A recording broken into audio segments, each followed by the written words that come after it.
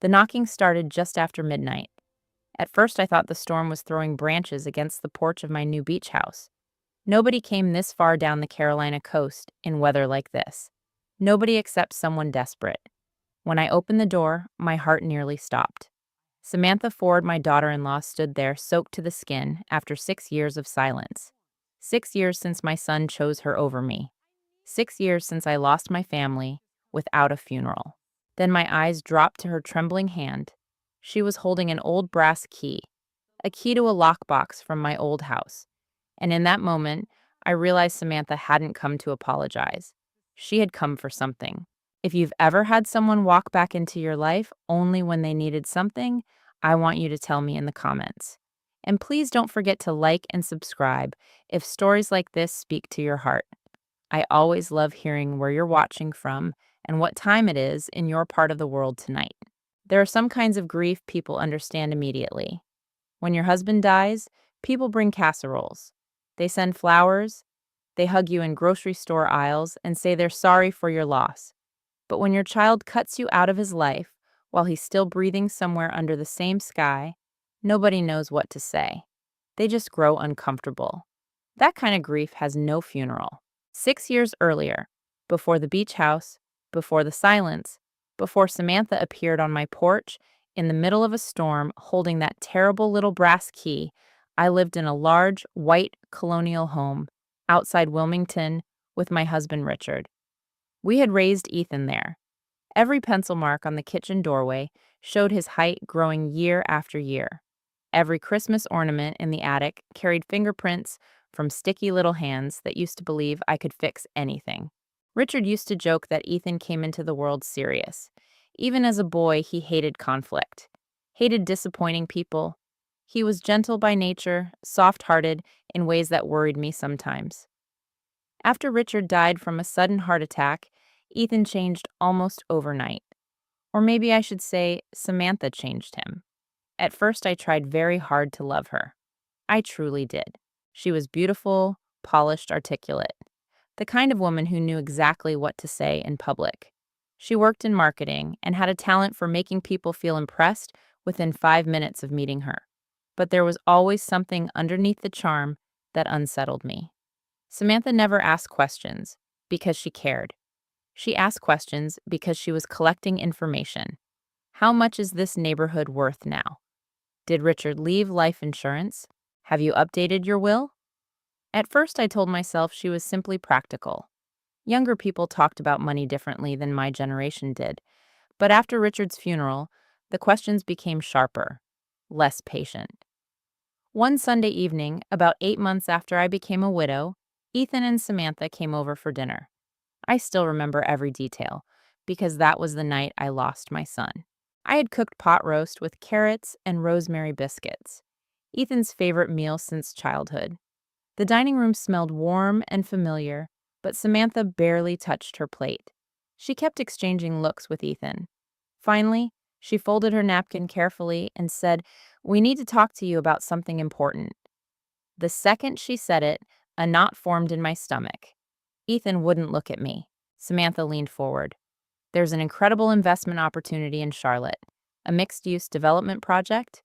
Ethan has a chance to get in early." I nodded politely. "That sounds exciting."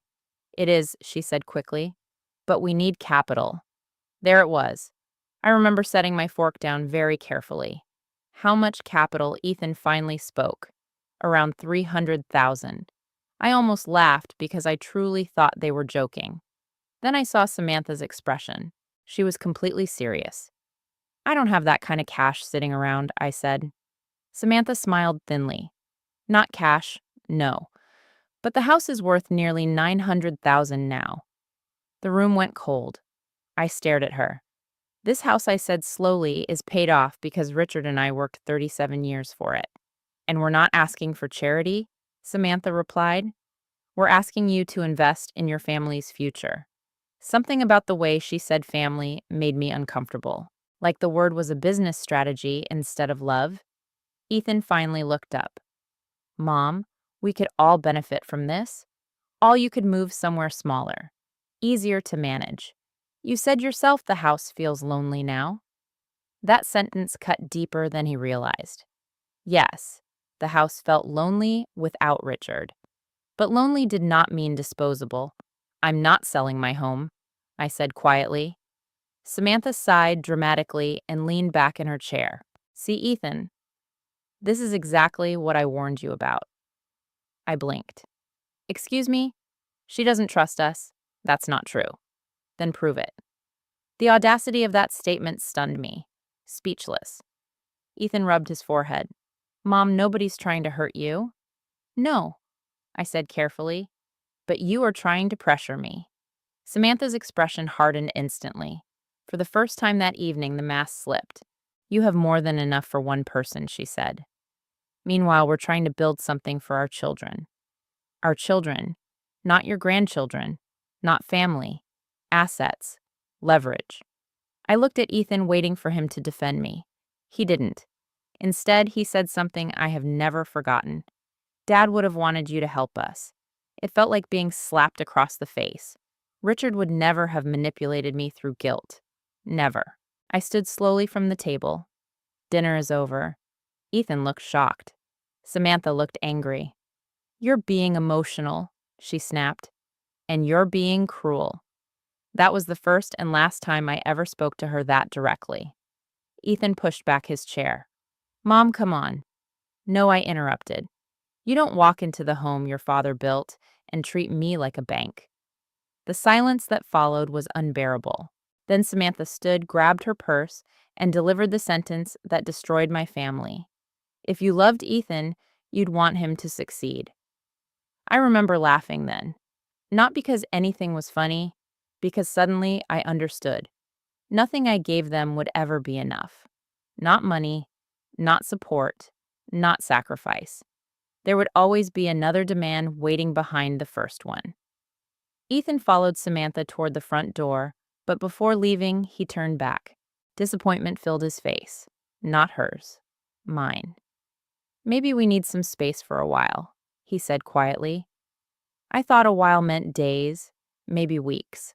I had no idea it would become 6 years. At first, I called constantly. Birthdays, Christmases, Claire's school recital, Nolan's baseball games, voicemail after voicemail. Sometimes Ethan answered with short, awkward conversations. Sometimes Samantha answered and told me they were busy. Then eventually, nobody answered at all. I mailed gifts for the children that were returned unopened. One afternoon, I saw family photos online from a beach vacation I hadn't even known they were taking.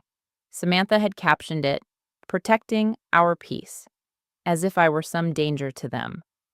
That night, I sat alone in the kitchen where Ethan used to do homework as a little boy, and I cried so hard I thought something inside me might physically break.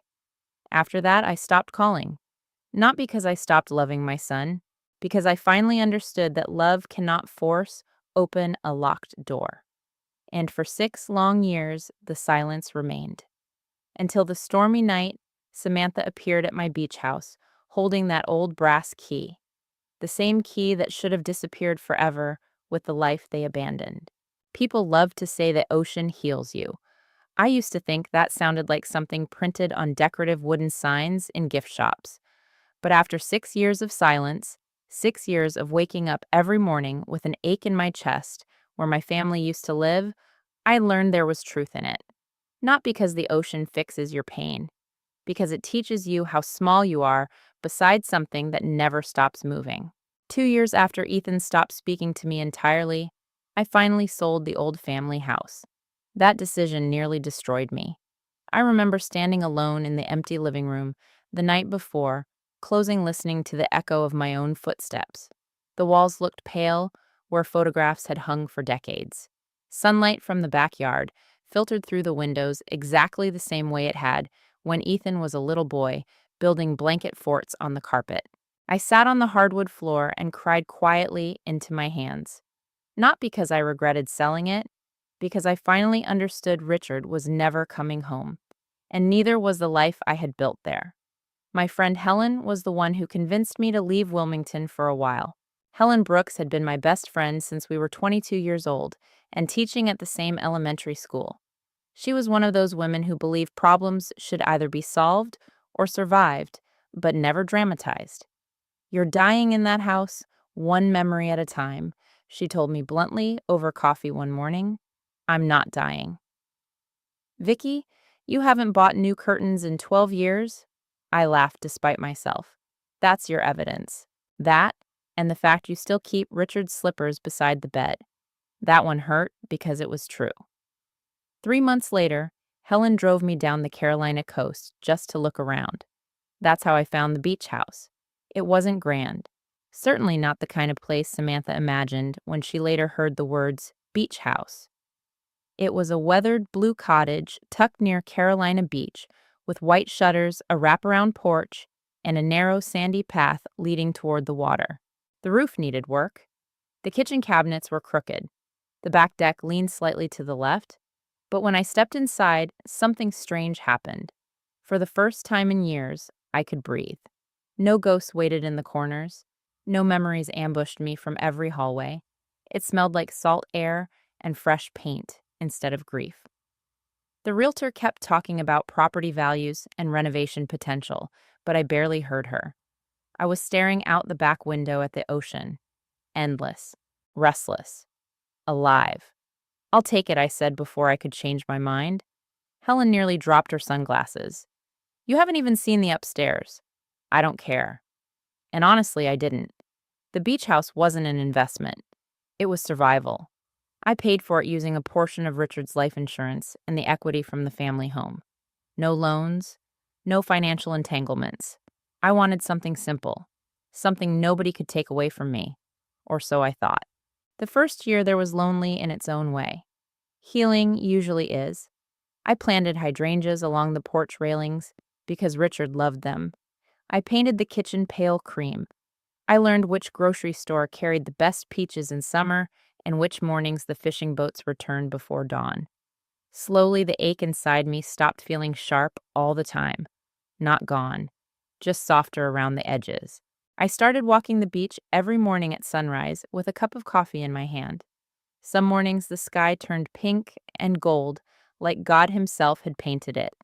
Other mornings, storms rolled in heavy and gray, rattling the windows, hard enough to wake the entire house. I loved all of it. The beach taught me something important. Peace is not loud. Peace is small. It's making soup while rain taps against the windows. It's reading in bed without crying halfway through a chapter. It's realizing an entire day passed without checking your phone, hoping your son might finally call. Eventually, people in the small beach community started recognizing me. The cashier at the local market knew my name. My neighbor waved whenever she walked her golden retriever past my porch. I joined a little church near the marina where nobody knew anything about my family history. I became just Vicky again. Not abandoned mother, not grieving widow, just Vicky. And because I had learned how fragile peace could be, I protected my new life carefully. Very few people knew where I lived. Helen knew, of course. My lawyer, Rebecca Hayes, knew because she handled the closing paperwork, and my doctor's office had the address for emergencies. That was basically it. I never posted photos online, never shared the location publicly. Part of me feared Ethan might someday appear and reopen wounds I had barely managed to close. But another part of me feared something worse, that he wouldn't, that I would live the rest of my life without hearing my son's voice again. Sometimes at night, I would stand on the porch listening to waves crash in the dark and wonder if Ethan ever missed me at all. Did he think about Sunday dinners? Did he remember Richard teaching him to ride a bike? Did he ever tell Claire and Nolan stories about their grandfather? Or had Samantha erased me completely from their lives? The hardest part of estrangement is not anger.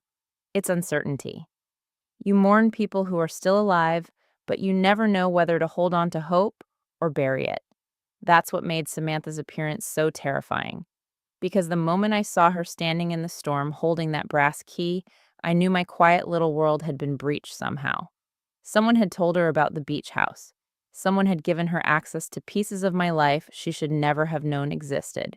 After I let her inside that night, Samantha stood dripping water onto my hardwood floors while thunder shook the windows. She looked older than I remembered, not softer, just worn thin around the edges.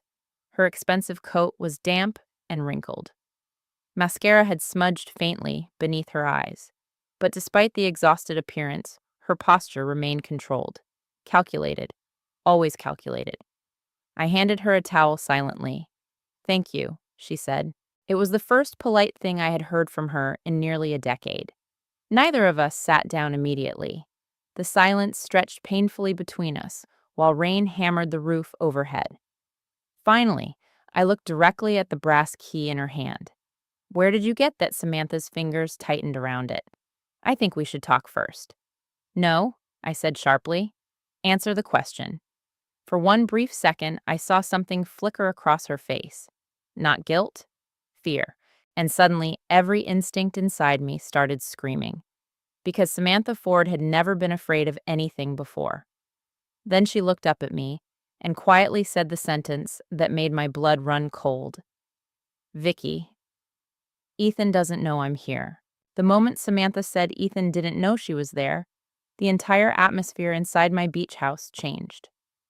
Outside, rain slammed against the windows, hard enough to rattle the glass. Wind howled across the dunes behind the cottage, carrying the deep roar of the ocean through the darkness. But inside, everything became unnaturally still. I crossed my arms tightly over my chest. "Then why are you here?" Samantha looked toward the kitchen, like she was deciding whether to continue. "Can I sit down? You lost the right to comfort in my home 6 years ago." The words came out colder than I intended, but I didn't apologize for them. For a second, hurt flashed across her face. Or maybe it was calculation. With Samantha, it was often hard to tell the difference. Still holding the brass key, she slowly sat at the kitchen table while I remained standing. I wanted her uncomfortable. I wanted her to understand she no longer controlled the room. Finally, she took a shaky breath. "Ethan lost his job 4 months ago." I said nothing. He kept thinking another company would hire him quickly, but she swallowed hard. It didn't happen. A small part of me hated myself for the flicker of concern that rose instantly inside my chest. Because no matter how deeply Ethan had hurt me, he was still my son. Samantha must have noticed the change in my expression because she leaned forward slightly. "We're behind on the mortgage. Credit cards, too." Again, I stayed silent. Over the years, I had learned something important about manipulators. They rush to fill silence because silence forces them to reveal too much. Sure enough, Samantha kept talking. "We tried to hold things together for the kids. Claire's applying to colleges soon. Nolan needs tutoring." Everything just kept piling up. Her voice cracked at exactly the right places. Too perfectly, almost rehearsed. Then she looked directly at me. "We need help, Vicki." There it was. Not an apology, not accountability, need. I slowly pulled out the chair across from her and sat down. "What kind of help?" Samantha hesitated briefly before reaching into her purse. She removed a thin manila folder and slid it across the table toward me. The sight of paperwork instantly made my stomach tighten. I didn't touch it. "What is that transfer agreement?" I stared at her in disbelief. "You came into my house after 6 years with legal paperwork. It's not as bad as it sounds. It sounds exactly as bad as it is." Samantha pushed the folder closer. "If you transfer the beach house into Ethan's name temporarily, we can refinance against it and stabilize everything." For a moment, I genuinely thought I had misunderstood her. "You want me to give you my house?" "No," she said quickly. "Not give. It would stay in the family." I laughed softly, not because anything was funny, because the audacity was almost unbelievable. "You disappeared from my life for 6 years," I said carefully, "and your first conversation with me is about taking ownership of my home." Samantha's expression tightened. "It's not like that." "Then explain it to me." She looked frustrated now, as if I were making something simple unnecessarily difficult. "You're alone here, Vicki." The sentence landed harder than she intended, because it was true. You don't need a whole beach house. I felt something inside me go cold. There it was again. The same tone from 6 years ago. The same quiet entitlement disguised as logic. I leaned back slowly in my chair. And you've decided who does need it. That's not fair. No, Samantha. What's not fair is showing up after years of silence and acting like my life is some unused asset waiting to be redistributed. Her jaw tightened. We're desperate. And whose fault is that? For the first time, genuine anger flashed across her face. You think this is easy for me? I think you came here because you want something. We're family. No, I said quietly. Family doesn't disappear until money becomes involved. The room fell silent again, except for the storm outside. Samantha rubbed both hands together nervously, and that's when I noticed it. She kept glancing toward the hallway, toward my office. A tiny movement, barely noticeable.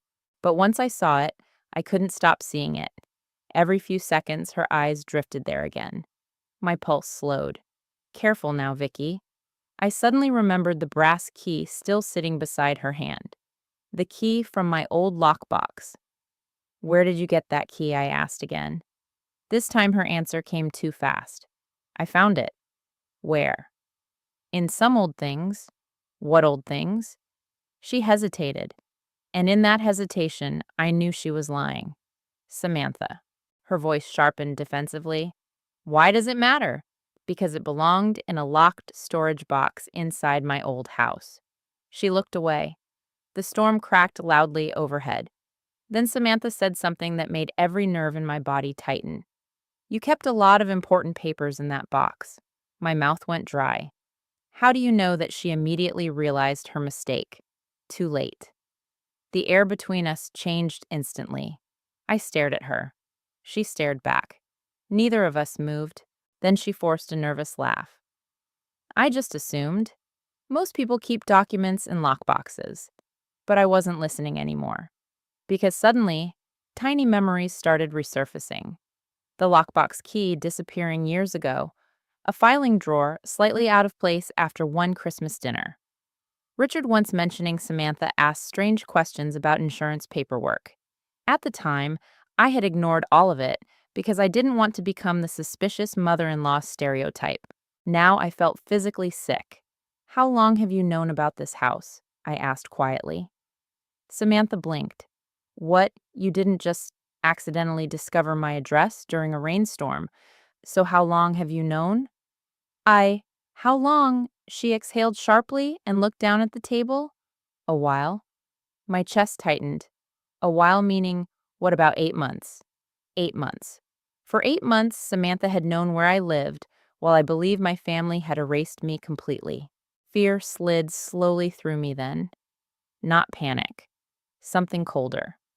Because people don't secretly track your address for 8 months unless they're planning something. I stood abruptly from the table. I think you should leave. Samantha's head snapped upward. Please, just listen, no. You don't understand how serious this is. Then explain it to Ethan. He can't help us anymore. That sentence stopped me cold. Something in her voice had changed. Gone was the polished control. Now she sounded cornered, desperate, and dangerous.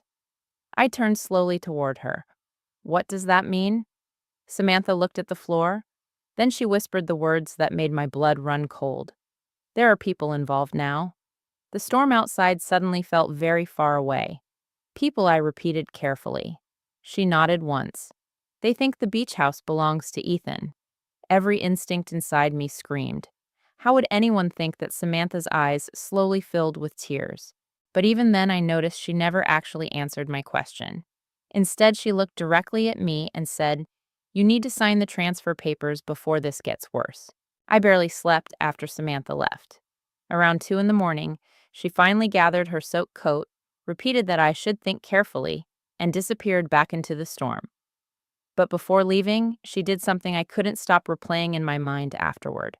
She placed the brass key carefully on my kitchen counter, like she wanted me to look at it, like she wanted me to remember something. The moment the front door closed behind her, I locked every deadbolt in the house. Then I stood there in silence, while rain battered the roof overhead and stared at the tiny piece of brass metal sitting beneath the kitchen light. My hands were shaking. Not from fear exactly, from instinct, the kind that tells you danger entered your life long before you noticed it. I picked up the key slowly. It was older than most people would bother keeping nowadays. Heavy, slightly tarnished around the edges. A tiny number had been engraved near the top decades ago. I knew that number by heart. Storage Unit 317, the lockbox from my old house. Suddenly, my chest tightened so hard I had to grip the edge of the counter. Oh my God, I whispered aloud, because I remembered exactly when the key disappeared. 5 years ago, not long before I sold the family home. At the time, I assumed I had misplaced it during packing. Now I wasn't so sure. I didn't go back to bed that night. Instead, I sat in the living room, listening to the ocean and trying to force my thoughts into some logical order. Maybe Samantha had found the key accidentally. Maybe Ethan had old copies of documents. Maybe I was overreacting. But deep down, I already knew the truth. People do not secretly monitor your dress for 8 months and appear in the middle of the night carrying keys tied to your private records unless something is terribly wrong. By sunrise, I had made up my mind. I was going to the storage facility.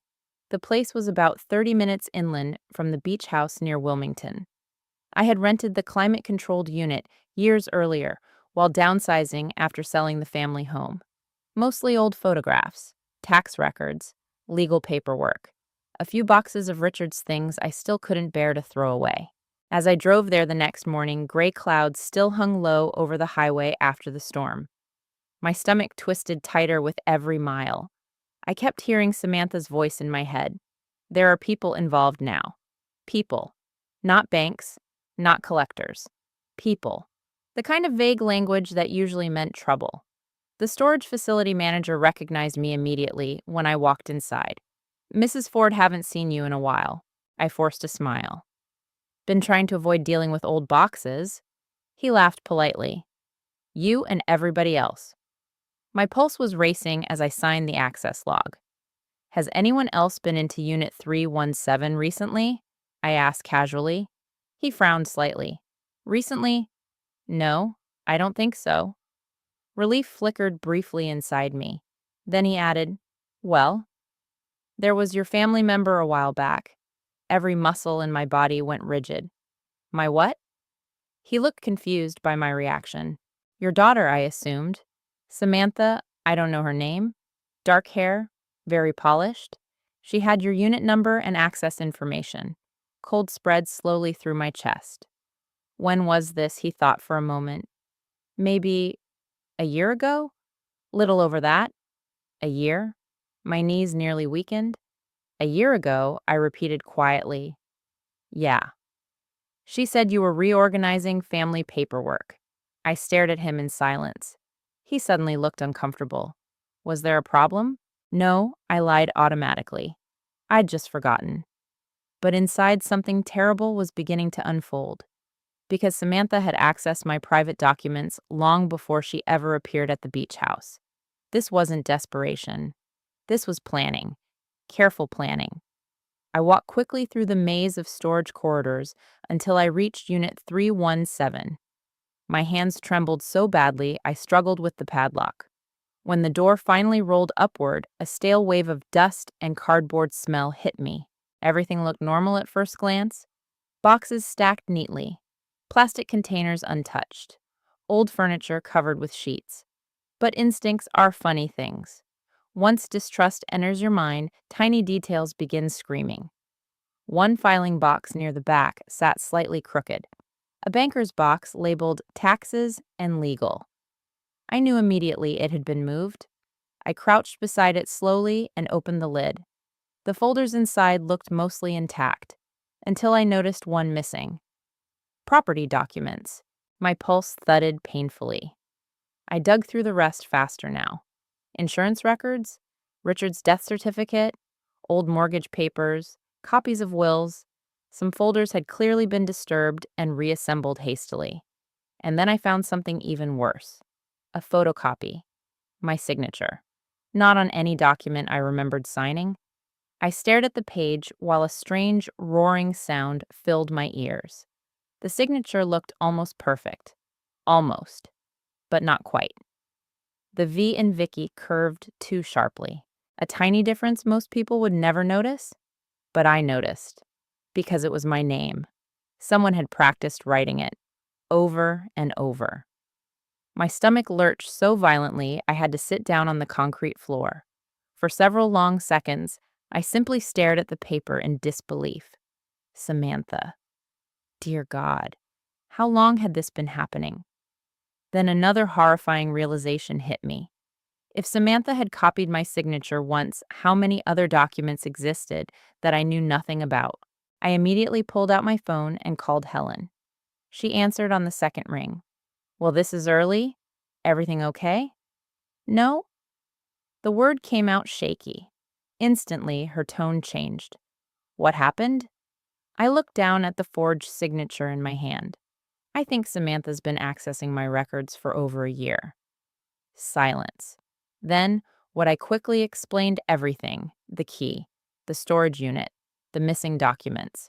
By the time I finished, Helen sounded furious. That woman has been after your assets since the day Richard died. I know. No, Vicki. You suspected? That's different. I closed my eyes. The distinction hurt because it was true. Part of me had spent years refusing to fully believe Samantha could truly be dangerous. Manipulative? Yes. Entitled? Absolutely. But criminal, I never allowed myself to go that far. Now I realized I had underestimated her badly. Call Rebecca immediately, Helen said firmly. I will. And Vicki. What? Do not sign anything. Do not meet Samantha alone again. I glanced around the quiet storage unit. Too late for that. After hanging up, I kept searching through the files carefully. That's when I noticed another missing folder. The folder containing records from the sale of my old family home.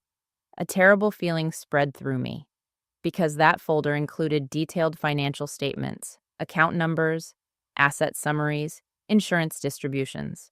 Enough information for someone clever to construct an entirely false financial narrative. Enough information to pretend connections existed between properties and family assets. Enough information to create leverage. Suddenly, Samantha's words from the night before sounded different.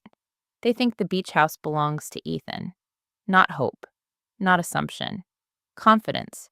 As if paperwork already existed, somewhere supporting that claim. A chill crawled down my spine. Then my phone buzzed in my hand. Unknown number. For 1 second, I considered ignoring it. Then I answered. Hello? A man's voice spoke calmly on the other end. Mrs. Ford. Yes, my name is Daniel Mercer.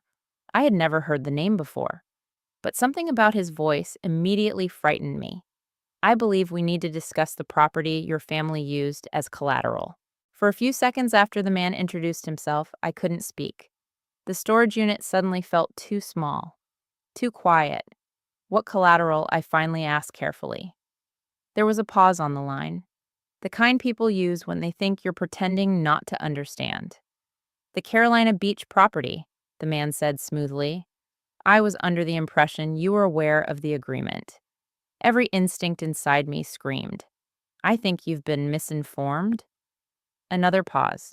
Then his voice changed slightly. Not rude, worse. Professional. Mrs. Ford. I'm looking at documents filed under the Ford Family Trust. Your signature appears on all associated paperwork. My knees weakened again. I sat heavily on one of the storage boxes. There is no Ford Family Trust. Silence. Then the man spoke more slowly. You're saying the trust is fraudulent. The word fraudulent echoed through my head like a gunshot. I looked down at the forged signature, still trembling in my hand. Yes, I whispered. The line went completely silent for several long seconds. Finally, the man sighed. Well, he said quietly, that complicates things. Complicates things. As if my entire life had just become an inconvenient business problem. Who exactly are you? I asked. Daniel Mercer. Yes, I heard your name. What do you do? Another pause. I provide private lending solutions. Private lending. The phrase sounded polished, clean. but underneath it I heard danger. What kind of lending? The kind traditional banks avoid. Of course. I closed my eyes briefly. Samantha hadn't just forged documents, she had involved dangerous people with money attached. How much, I asked softly. I'm sorry. How much money did Samantha borrow? This time, Daniel Mercer hesitated, and that hesitation terrified me more than anything else so far. Mrs. Ford, he said carefully, I strongly suggest you contact an attorney immediately. Then he hung up. I sat frozen in the storage unit long after the call ended. Outside, I could hear distant traffic and the hum of fluorescent lights overhead. Somewhere farther down the hallway, another storage door slammed shut. Normal sounds. Normal life. Meanwhile, my own life felt like it had tilted violently sideways in less than 24 hours. Finally, I forced myself to stand. My hands shook so badly I nearly dropped my phone trying to call Rebecca Hayes. My lawyer answered immediately. Vicki, I need help. The moment she heard my voice, her tone sharpened. What happened? Rebecca Hayes had represented me for nearly 15 years. Calm, sharp-minded, impossible to intimidate. Richard used to call her the nicest shark in North Carolina. I trusted her completely, and for the first time since Samantha appeared at my door, I allowed myself to feel something close to relief. I explained everything. The brass key, the storage unit, the missing files, Daniel Mercer, the forged signature. Rebecca didn't interrupt once. When I finally finished, silence filled the line. Then she asked quietly, Do you still have the forged document? Yes. Good. Don't let anyone else touch it. Her calmness steadied me slightly. Rebecca. My voice cracked unexpectedly. How bad is this? She didn't answer immediately, and that frightened me more than if she had. Rebecca? It could be very bad, she admitted carefully. But I need to see exactly what they filed. They, not Samantha anymore. Now there were others involved. That realization made my stomach twist. I'm emailing you the county notice as soon as I get home, I said. No. I want you in my office today. I glanced at the clock on the storage wall. 11:17 a.m. I can be there in an hour. Good. Then her voice changed slightly. Vicki. Yes, do not contact Samantha. And if she contacts you again, say as little as possible. The warning sent another chill through me. By the time I arrived at Rebecca's office in Wilmington, my nerves were stretched so tightly I felt physically ill. Her assistant immediately escorted me into the conference room, where Rebecca already had a legal pad open and several printed documents spread across the table. The moment she saw my face, her expression softened. Oh, Vicki, that almost broke me, because kindness becomes dangerous when you've been holding yourself together by force. I sat down carefully before my legs gave out. Rebecca adjusted her glasses and extended her hand. The document I gave her the forged signature page. She studied it silently for nearly a minute. Then she exhaled slowly. It's close, she said. But fake, yes? Something inside me cracked, hearing the confirmation spoken aloud. Not suspicion anymore. Not fear. Fact. Rebecca looked up at me carefully. Did Samantha ever have access to your personal paperwork before the estrangement? Yes. How much access, I thought back painfully. Family holidays, visits, file drawers left unlocked, casual conversations, trust. So much trust. She was in our home for years, I admitted quietly. Rebecca nodded grimly. That's usually how these things happen. Usually. As if betrayal had become routine in her line of work. Then she slid another document across the table toward me. The county notice. Only now Rebecca had highlighted several sections. My eyes landed on the words immediately. Ford Family, Asset Trust. I stared at the page in disbelief. That's not even a real name. No, Rebecca agreed. Which tells me whoever created this knows just enough legal terminology to sound convincing, but not enough to do it properly. My pulse thudded painfully. What does this mean exactly? Rebecca folded her hands together. It means someone filed documentation implying your beach house was purchased using jointly held family trust assets intended for Ethan Ford. I almost laughed from disbelief. That's insane. Yes, Rebecca said calmly, but insanity becomes dangerous once paperwork enters the system. I rubbed both hands over my face. Oh my God. Rebecca's voice softened. Vicki, look at me. I did. You are not losing your home today. Tears burned unexpectedly behind my eyes, because until that moment, I hadn't realized how terrified I truly was. Rebecca continued carefully, but we need to move quickly. She turned another paper toward me. Do you recognize this notary stamp? I leaned forward. The moment I saw the date, confusion hit me. That can't be right. Rebecca nodded once. That's what I thought. The notarization date matched a week I remembered vividly. A horrible week. I had been hospitalized after emergency gallbladder surgery. You were admitted to New Hanover Medical Center that entire week, Rebecca said quietly. Yes. Which means you physically could not have signed these documents in Raleigh. Cold fury slowly replaced fear inside me. Not just because Samantha forged papers, because she used a moment when I was vulnerable and medicated in a hospital bed. Rebecca leaned back slightly. This changes things significantly. How? Because now we're no longer discussing disputed property misunderstandings. Her eyes hardened. We're discussing fraud. The word settled heavily between us. Fraud, criminal, intentional. I stared down at the forged documents spread across the conference table and suddenly remembered something Samantha once said years ago after Richard died. You have more than enough for one person. At the time, I heard entitlement. Now I heard justification, as if she had spent years convincing herself I was simply holding resources she deserved. Rebecca interrupted my thoughts quietly. There's something else. The tone in her voice made my stomach drop again. What? She slid another printed page toward me. Bank inquiry records. My breath caught instantly. Samantha's name appeared multiple times, alongside a phrase that made my blood run cold. Authorized family representative. She's been contacting lenders and financial institutions for almost 11 months, Rebecca said carefully. 11 months? Nearly a full year of planning, lying, forging, building something behind my back. I stared numbly at the papers. Then another realization hit me. Rebecca? Yes, if Samantha did all this, my voice shook. How much does Ethan know? Rebecca was silent for a long moment. Too long. Finally, she answered carefully. That she said quietly is the question that's going to hurt the most. I drove home from Rebecca's office in complete silence. Not even the radio. My mind felt too crowded already. The highway stretched beside the gray Atlantic coastline, while Rebecca's words replayed over and over inside my head. How much does Ethan know? I wanted to believe my son was innocent. God, I wanted that desperately. But innocence becomes complicated after 6 years of silence, especially when someone has spent nearly a year forging documents connected to your family name.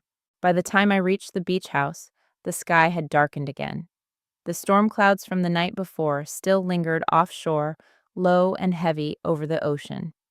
The cottage suddenly didn't feel peaceful anymore. It felt exposed. I locked the front door behind me and checked every window automatically. Then I hated myself for doing it. This was my home, my sanctuary. And somehow Samantha had turned it into a place where I no longer felt safe. I was halfway through making coffee when my phone rang. Helen. Well, she asked immediately. I leaned heavily against the kitchen counter. It's worse than we thought. I told her everything Rebecca had uncovered, the fake trust, the forged signatures, the bank inquiries, the notarized documents created while I was hospitalized. By the end, Helen sounded furious enough to breathe fire. That woman is a snake. I closed my eyes tiredly. Helen, no, Vicki. I mean it. She's been circling your finances for years. I knew she was right. The painful thing was realizing the warning signs had always existed. I just kept excusing them. Because people from my generation are taught something dangerous. Keep the peace. Don't assume the worst. Don't create conflict. And women like Samantha survive because decent people hesitate to believe someone could truly be that calculating. She didn't just wake up desperate one morning, Helen continued. This took planning. Yes. And Ethan, she asked carefully. That single question hollowed out my chest. I don't know. You think he helped her? I honestly can't tell anymore. The silence between us hurt, because Helen had known Ethan since he was 6 years old. She used to babysit him during summers while Richard and I worked. Finally, she sighed softly. Vicki, sometimes weak people help dangerous people simply by refusing to stop them. That sentence stayed with me long after the call ended. Weak people help dangerous people. Not always through action, sometimes through silence. Around 4 that afternoon, Rebecca emailed me copies of several preliminary filings connected to the fraudulent trust documents. I printed everything and spread the pages across my dining table. The deeper I looked, the worse it became. There were references to anticipated family asset transfers, projected inheritance allocations, even notes describing Ethan as primary beneficiary and acting representative. My hands trembled, reading it. Samantha hadn't merely forged a signature. She had built an entire fictional legal reality around my life. Then one line stopped me cold. Primary family residence to be consolidated, following transfer of coastal property. Coastal property, the beach house, but primary family residence, Ethan and Samantha's house. I frowned. Something about that wording bothered me deeply. Then I realized why. If Samantha expected my beach house to become part of Ethan's assets eventually, why were their own financial documents discussing consolidation? A terrible thought surfaced slowly. What if their financial problems were far worse than she admitted? I immediately called Rebecca back. She answered quickly. I was expecting your call. You saw the housing reference? Yes. What does it mean? Rebecca paused briefly. I think Samantha may already be underwater financially. How badly, I'm not sure yet. I sat down slowly. What happens if these lenders decide the documents are valid before we stop this? Rebecca didn't sugarcoat the answer. They could attempt liens, legal claims, asset freezes, litigation. I pressed trembling fingers against my temple. Oh my God. But Rebecca added firmly, we're moving quickly enough to challenge the filings before they gain traction. Before they gain traction. The fact she had to phrase it that way terrified me, because it meant danger already existed. Then Rebecca asked carefully, has Ethan contacted you at all? No, not even after Samantha came to see you. No. She went quiet. What I asked, I find that interesting. So do I. After we hung up, I wandered onto the back porch carrying my untouched coffee. The ocean was rough and dark beneath the evening sky. Waves crashed violently against the shoreline while seagrass bent in the wind. Normally, the sound calmed me. Today, it only made me feel smaller. I kept thinking about Ethan, the little boy who used to collect shells in his pockets at this very beach when Richard and I brought him here during summers. The teenager who cried after accidentally hitting a stray dog with his bicycle because he couldn't stand causing pain to anything. The young man who once hugged me after his college graduation and whispered, everything good in me came from you and Dad. Where had that person gone? Or had he simply become someone too weak to stand against Samantha? The distinction mattered more than I wanted it to. Just after sunset, another email arrived from Rebecca. Subject line, urgent, see attached. My stomach dropped instantly. I opened the attachment. Bank contact records. Dozens of them. Most were inquiries under Samantha's name, but halfway down the page I saw Ethan's. I stared at it for several long seconds, unable to breathe properly. Ethan Ford, co-applicant review. The room tilted slightly. No. No, no, no. I kept reading desperately, searching for context that might somehow make it innocent. But there it was again. Multiple references, joint financial consultations, asset restructuring meetings, potential trust-backed leverage. My chest physically hurt now, because Ethan's involvement was no longer theoretical. Maybe he didn't forge documents himself. Maybe he didn't even understand everything Samantha was doing. But he had participated in something. Then another memory surfaced unexpectedly. 3 years before the estrangement, Samantha had insisted on handling all the family finances because Ethan hated stress. At the time, he laughed and agreed. I suddenly wondered how often Ethan had signed papers without fully reading them. How often he looked away, because confronting Samantha felt harder than staying passive. That realization hurt almost worse than deliberate betrayal, because weak men can destroy lives just as thoroughly as cruel ones. The only difference is they cry afterward.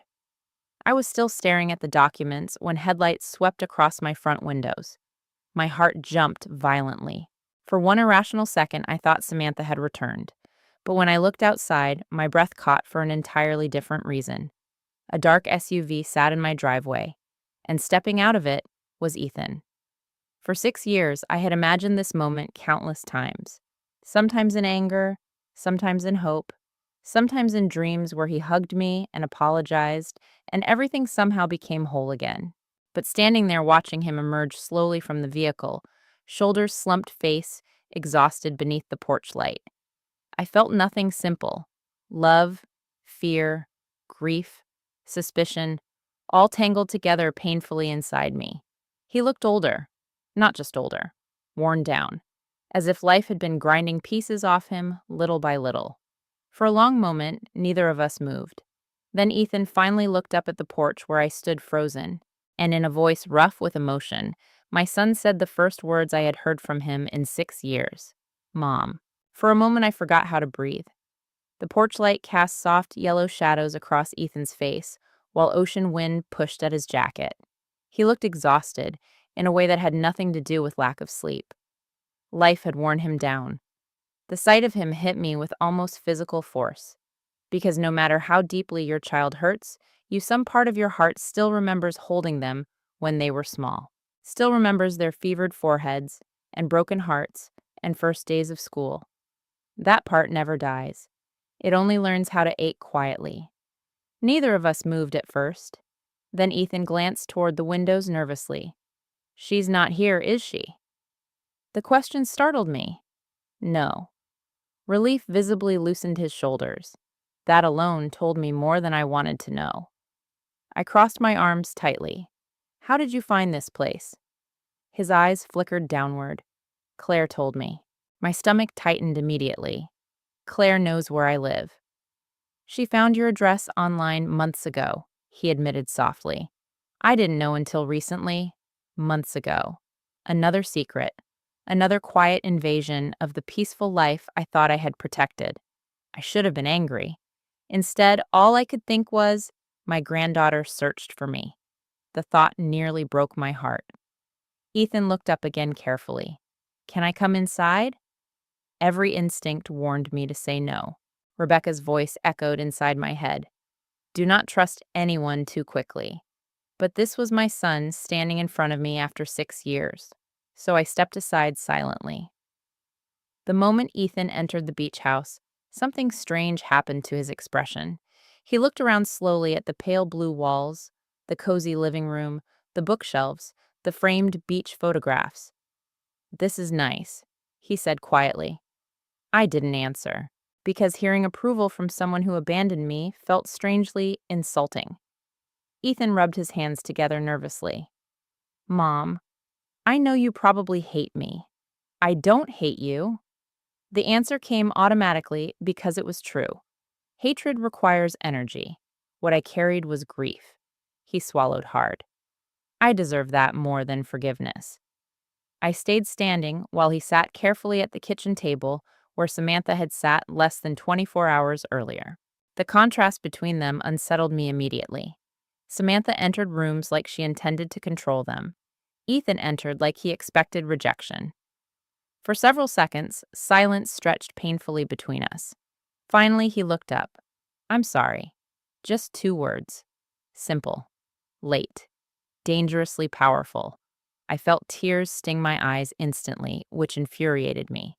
Because apologies from your child can reopen wounds you spent years stitching closed. You disappeared, I whispered. Ethan lowered his head. I know. No birthday calls? No holidays? Nothing. I know. You let your children grow up without me. That one visibly hurt him. His face crumpled slightly before he forced himself to hold it together. I told myself it was temporary at first, he admitted. Then too much time passed, and I didn't know how to fix it anymore. I laughed softly in disbelief. You didn't know how to pick up a phone? Shame flooded his expression, and for the first time since he arrived, anger finally rose fully inside me. Not rage, something colder. You abandoned me after your father died, I said quietly. Do you understand what that did to me? Ethan covered his face briefly with one hand. I know I failed you. Yes, I said. You did. The truth hung heavily between us. Then Ethan looked toward the hallway suddenly, toward the stack of legal papers still partially visible on my dining table. Fear flashed across his face.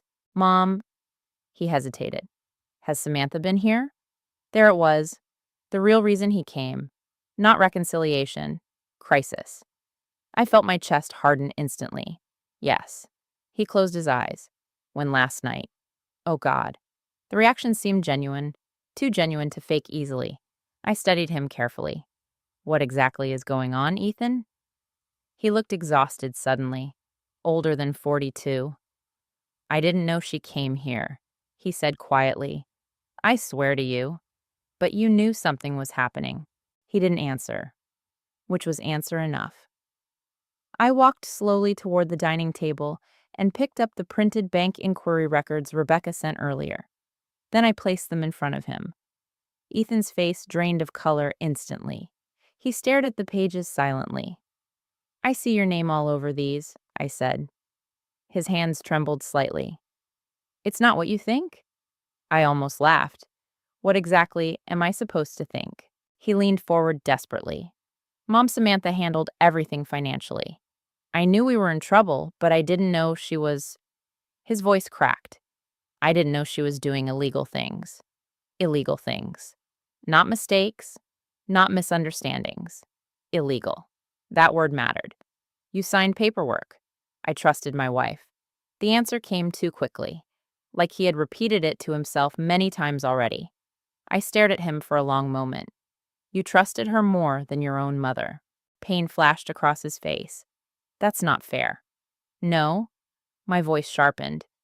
You cut me out of your life because Samantha told you I was selfish. That's not what happened. Then tell me what happened. Ethan stood abruptly and began pacing near the kitchen, the same way Richard used to pace when deeply stressed. Seeing that nearly unraveled me. We were drowning financially, he admitted. After Dad died, Samantha became obsessed with building security. She wanted money. She wanted stability. She wanted control. He stopped pacing. Neither of us spoke. Then Ethan said something very quietly. You don't understand what it's like living with someone who never stops pushing. The sentence lingered heavily in the room. Not anger, not defense, exhaustion. I studied my son carefully then, really studied him. The nervous hands, the constant tension in his shoulders, the way he flinched whenever Samantha's name entered the conversation. And suddenly, another uncomfortable possibility emerged. Not innocence, but weakness. Terrible weakness. How long have things been bad between you two? I asked softly. Ethan laughed bitterly under his breath. Longer than I want to admit. My stomach tightened. What does that mean? He hesitated, then finally sat down again heavily. After I lost my job, everything got worse. How? At first, Samantha just panicked. Then she started talking constantly about assets, opportunities, fixing things fast. My pulse quickened. She brought up, you, yes. How often he looked ashamed. A lot. The room suddenly felt colder. She said you had resources sitting untouched while your family struggled. Almost the exact same language from years ago. Resources, assets. Never love, never relationships, only value. Did you know she was tracking me? Ethan's head snapped upward. What she knew where I lived for 8 months. Confusion spread across his face. No, no, I swear I didn't know that. And strangely enough, I believed him. Because Ethan wasn't a convincing liar, never had been. Then he noticed the brass key sitting on the counter. His entire expression changed. Fear. Real fear. Where did she get that? You tell me. He stared at it like it was a loaded weapon. That key disappeared years ago. I know. Silence filled the room again. Then Ethan whispered something that made my stomach twist. She told me she still had copies of old financial documents. Copies. Not originals. Meaning even he didn't know about the storage unit access. Or perhaps didn't want to know. Then suddenly, Ethan looked directly at me with panic in his eyes. Mom, did she ask you to sign anything? I thought carefully before answering. Yes. His face went pale. What exactly did she say? That I needed to transfer the beach house before things got worse. The moment the words left my mouth, Ethan looked physically sick. He sat down heavily, staring at the floor. Then very quietly, my son said, "Oh God, she actually did it." The room felt unbearably quiet after Ethan said those words. Oh God. She actually did it. I stared at my son across the kitchen table while ocean wind rattled the windows behind us. What exactly did she do, Ethan? He rubbed both hands over his face slowly. For a moment, he looked less like a 42-year-old man and more like the overwhelmed little boy who used to hide in his room whenever his parents argued.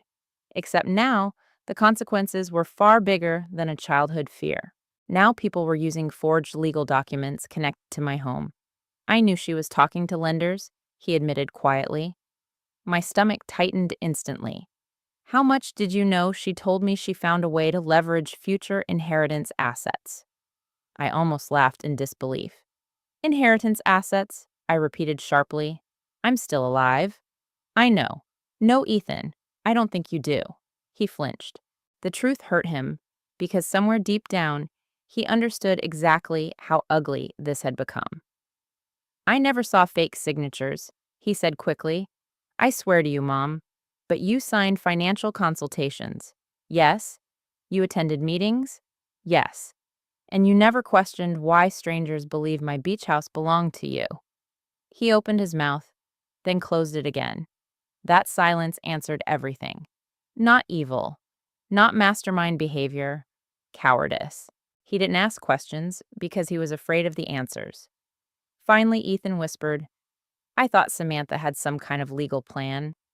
I stared at him in disbelief.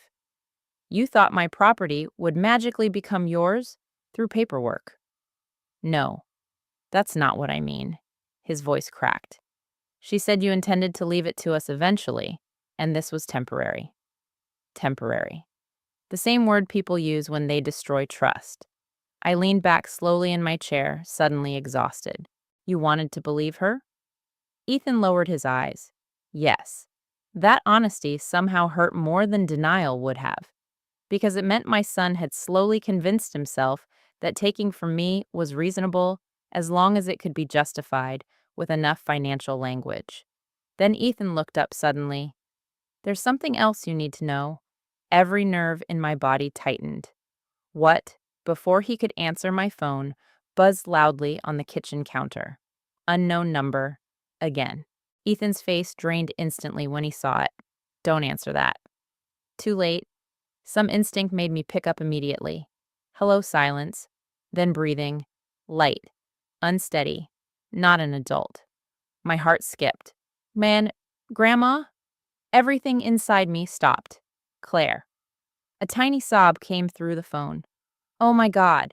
I whispered, standing so quickly my chair scraped the floor. Claire, sweetheart. Mom can't know I called you. Ethan froze across the room. I pressed trembling fingers against my mouth. Hearing my granddaughter's voice after 6 years felt almost unbearable. Older now, more mature, but still unmistakably Claire. How did you get this number? I asked softly. I found it in Dad's truck.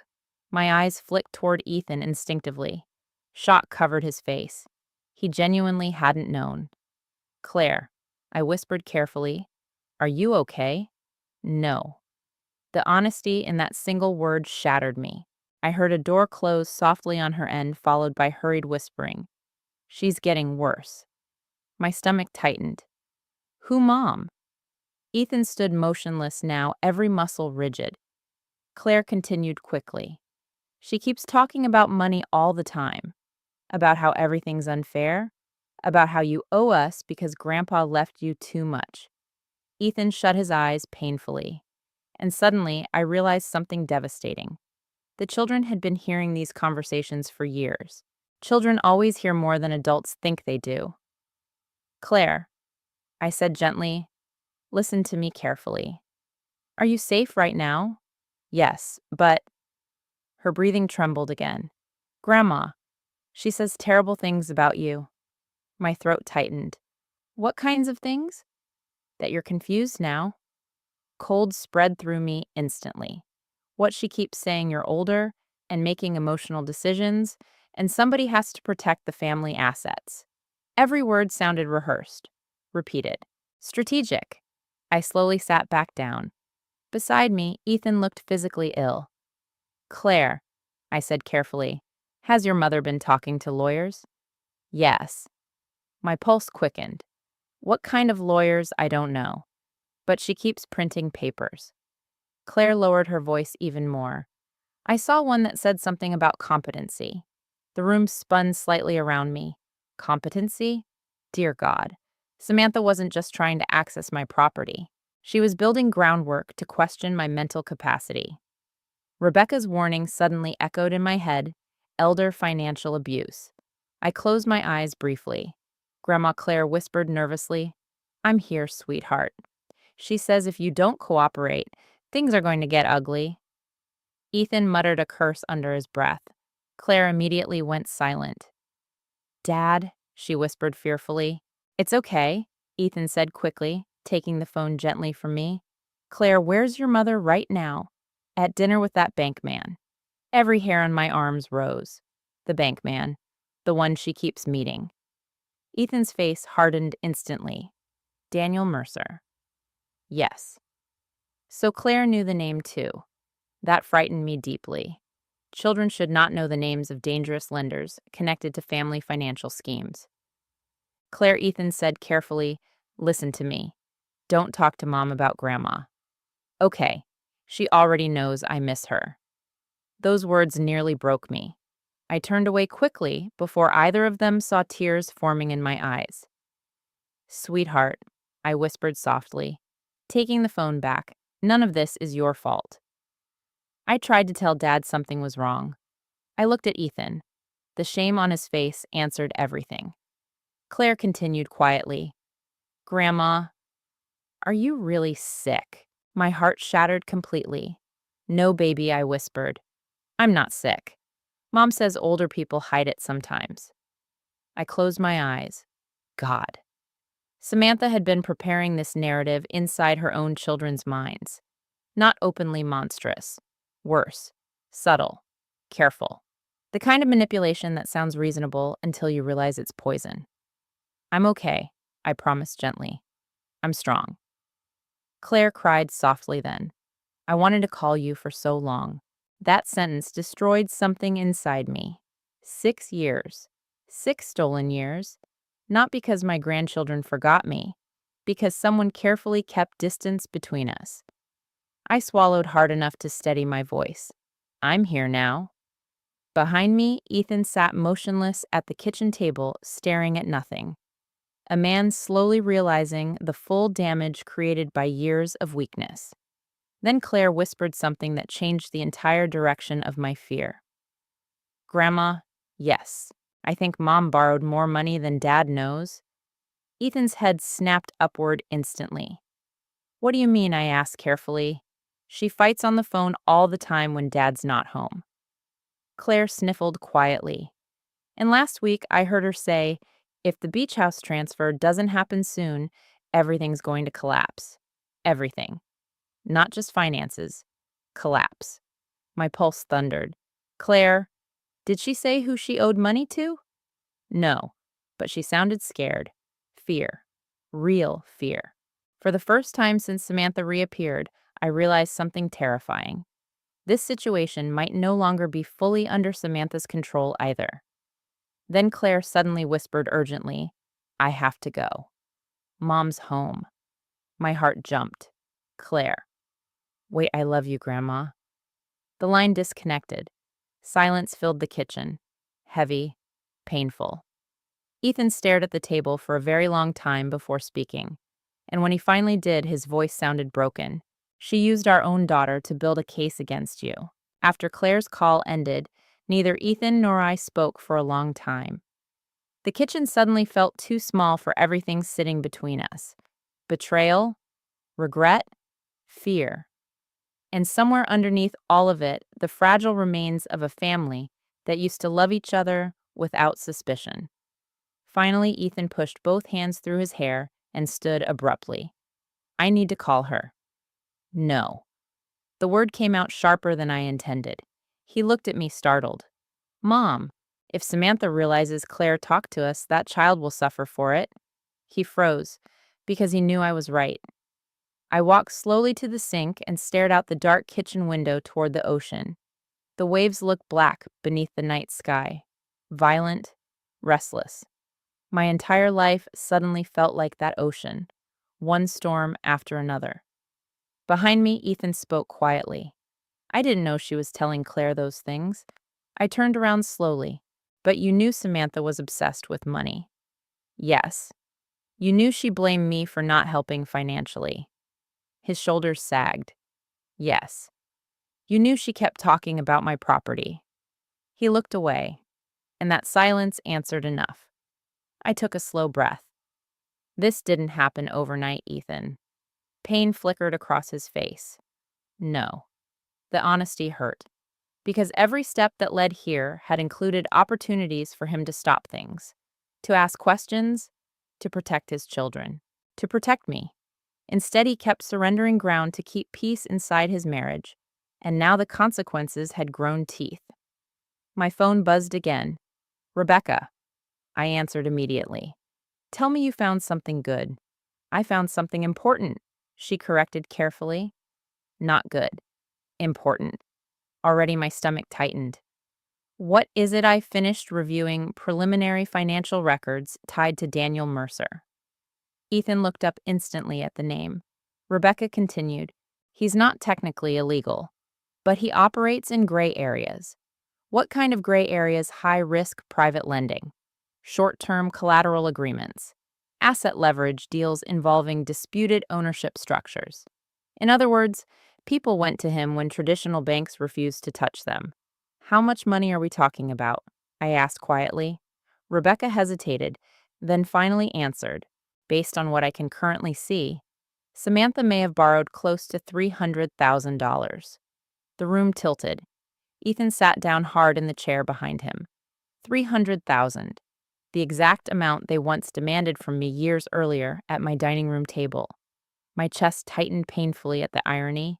She borrowed that against my property. Indirectly, Rebecca said carefully, using the fraudulent trust structure as projected collateral support. My pulse thundered, and if she defaults, another pause. Then Rebecca answered bluntly, he comes after assets. I looked around my little beach house. The pale walls, the handmade quilt over the couch, Richard's old fishing photograph above the fireplace. My peaceful little life, threatened because someone else decided my existence was financially useful. Beside me, Ethan whispered, "Oh God." Rebecca continued speaking. There's more. Of course there was. Daniel Mercer has already initiated pre-litigation positioning. What does that mean? It means he suspects financial instability and is preparing leverage options before the debt fully collapses. I closed my eyes briefly. How long do we have? I don't know yet. That answer terrified me more than numbers did, because uncertainty leaves room for disaster. Then Rebecca's tone shifted slightly. Vicki, I need to ask something difficult. Okay. Do you believe Ethan knowingly participated in fraudulent activity? The room went completely still. Ethan stared at me. Not defensive, not angry, terrified. Terrified of my answer. I looked at my son carefully. The little boy who once cried after accidentally stealing gum from a grocery store because guilt destroyed him before we even left the parking lot. And the grown man sitting in my kitchen after 6 years of silence while his wife forged legal documents tied to my home. Two truths existing at once. Finally, I answered honestly. I think Ethan spent years refusing to look directly at what was happening. Ethan lowered his head immediately. Rebecca exhaled softly through the phone. That may matter legally. Legally. Everything was legal now. Not family, not reconciliation. Legal strategy. I hated it. After ending the call, silence settled over the kitchen again. Then Ethan spoke quietly. I never wanted your house. I looked at him sadly. That stopped mattering once you allowed other people to treat me like an asset. The truth landed hard. He looked devastated. Good. Part of me wanted him devastated. Not because I stopped loving my son, because consequences are the only thing that sometimes force weak people to finally see reality. Then suddenly, Ethan looked up sharply. The storage unit. What about it? Samantha mentioned it once. Every nerve in my body tightened. When months ago? What did she say? He frowned, trying to remember. She asked if you still kept old records there. Cold spread through me again. And you didn't think that was strange? At the time, he laughed bitterly. No, I was too busy trying to survive financially. That answer explained more than he realized. Desperation narrows morality slowly, not all at once. First, you justify conversations, then meetings, then signatures, then silence. And by the time real wrongdoing appears, you're already standing too close to walk away cleanly. Ethan stared toward the living room blankly. She changed after I lost my job. How she became obsessed. With money, with security. He rubbed his face tiredly. At first, she just panicked. Then she started talking constantly about opportunities, transfers, future assets. She said rich people protected themselves through leverage. I almost laughed. Rich people. As if my modest beach cottage made me some wealthy empire. She kept saying your generation doesn't understand modern finance. Ethan continued quietly. Modern finance apparently includes forged signatures. His jaw tightened painfully. I deserve that. Yes, I said honestly. You do. The room fell silent again. Then Ethan said something unexpected. She's afraid of Daniel Mercer. That got my attention immediately. What do you mean I overheard a phone call 2 weeks ago? My pulse quickened. What kind of phone call? She was crying afterward. I blinked. Samantha crying. That didn't fit the woman I knew. She said he was becoming impatient. A chill slid slowly down my spine. With what? The transfer. Every instinct inside me sharpened instantly, meaning Samantha promised access to my property. Promised, not hoped, not guessed. Promised. And suddenly, another horrifying realization surfaced. What if Daniel Mercer already knows the trust is fake? Ethan looked startled. Why would he still lend money then? Because maybe he doesn't care? I whispered.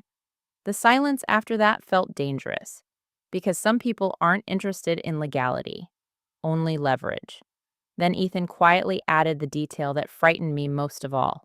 She said if this deal collapsed, we could lose everything. We, not she. Meaning Ethan and the children were tied into this disaster somehow. I suddenly looked at him sharply. Is your house in danger? He hesitated too long. My stomach dropped. Ethan. He swallowed hard. We refinanced twice after I lost my job. How bad? We're behind. How behind?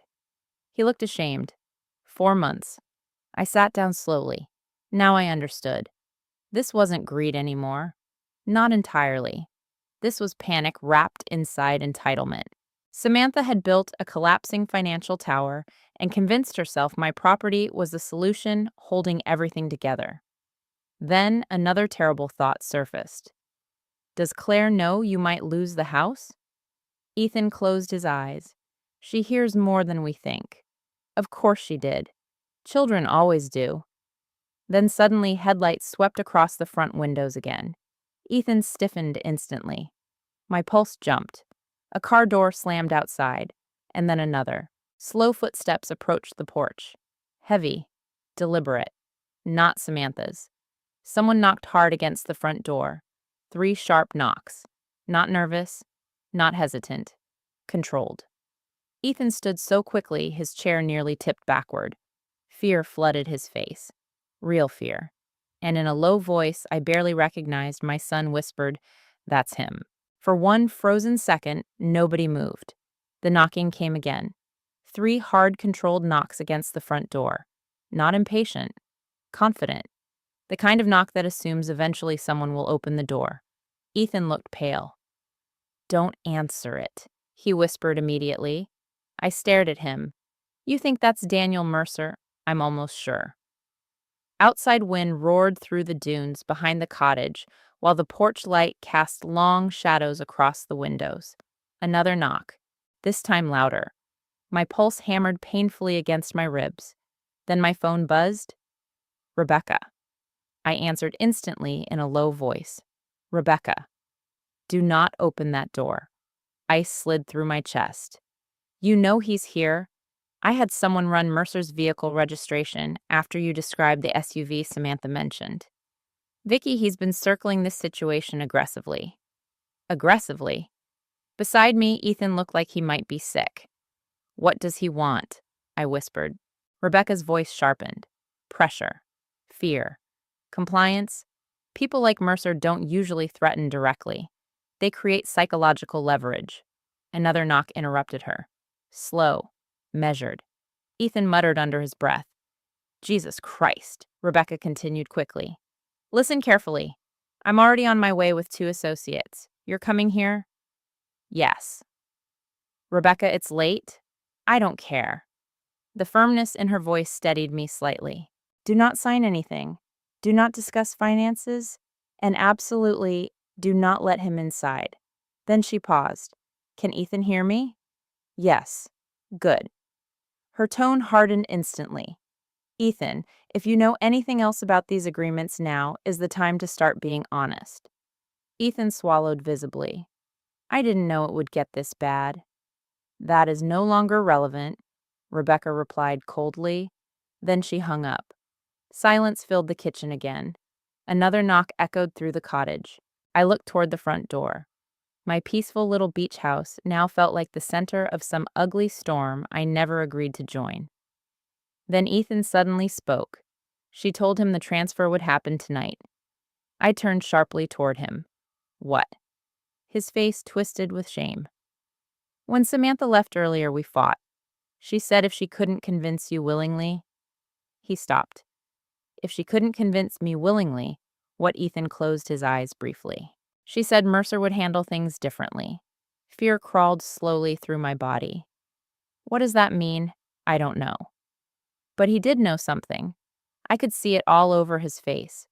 People only become this frightened when they've ignored warning signs for too long. The knocking came again. Then for the first time, a voice followed. Mrs. Ford, male. Calm? Professional. Not loud enough for neighbors, just loud enough to let me know he intended to stay. "I know you're home." My stomach tightened. Ethan took a step toward the hallway. "Mom, seriously, don't answer him." But I was suddenly angry. Deeply angry. This was my home. My sanctuary. And now strangers were standing outside my door, discussing my property, like vultures circling something already dead. I walked slowly toward the front entrance, despite Ethan's protests. "Mom, I'm not hiding in my own house." I stopped several feet from the door, far enough to stay safe, close enough to be heard. "What do you want?" Mr. Mercer silenced briefly. Then his smooth voice answered through the wood. "I think we should discuss resolving this matter peacefully." Peacefully. That word almost made me laugh. "You mean the fraudulent property claims?" Another pause. Interesting. He didn't deny them. Instead, he replied carefully, I believe there may have been misunderstandings involving documentation.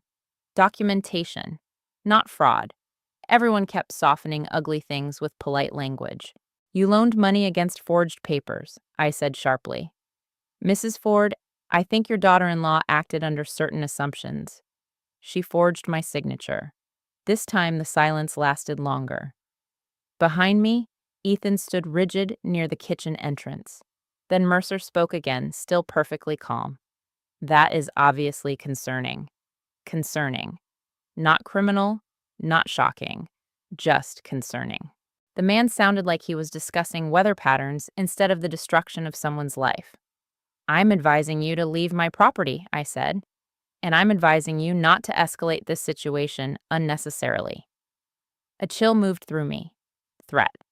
Carefully packaged as professionalism. I suddenly understood exactly why Samantha had become frightened of him. Because men like Daniel Mercer never need to yell. Their danger comes from how calmly they discuss ruin. Then Mercer added quietly, there are substantial financial obligations attached to this matter now. I gripped the edge of the hallway table beside me. Not mine. That depends on how courts interpret the trust filings. There it was. Pressure.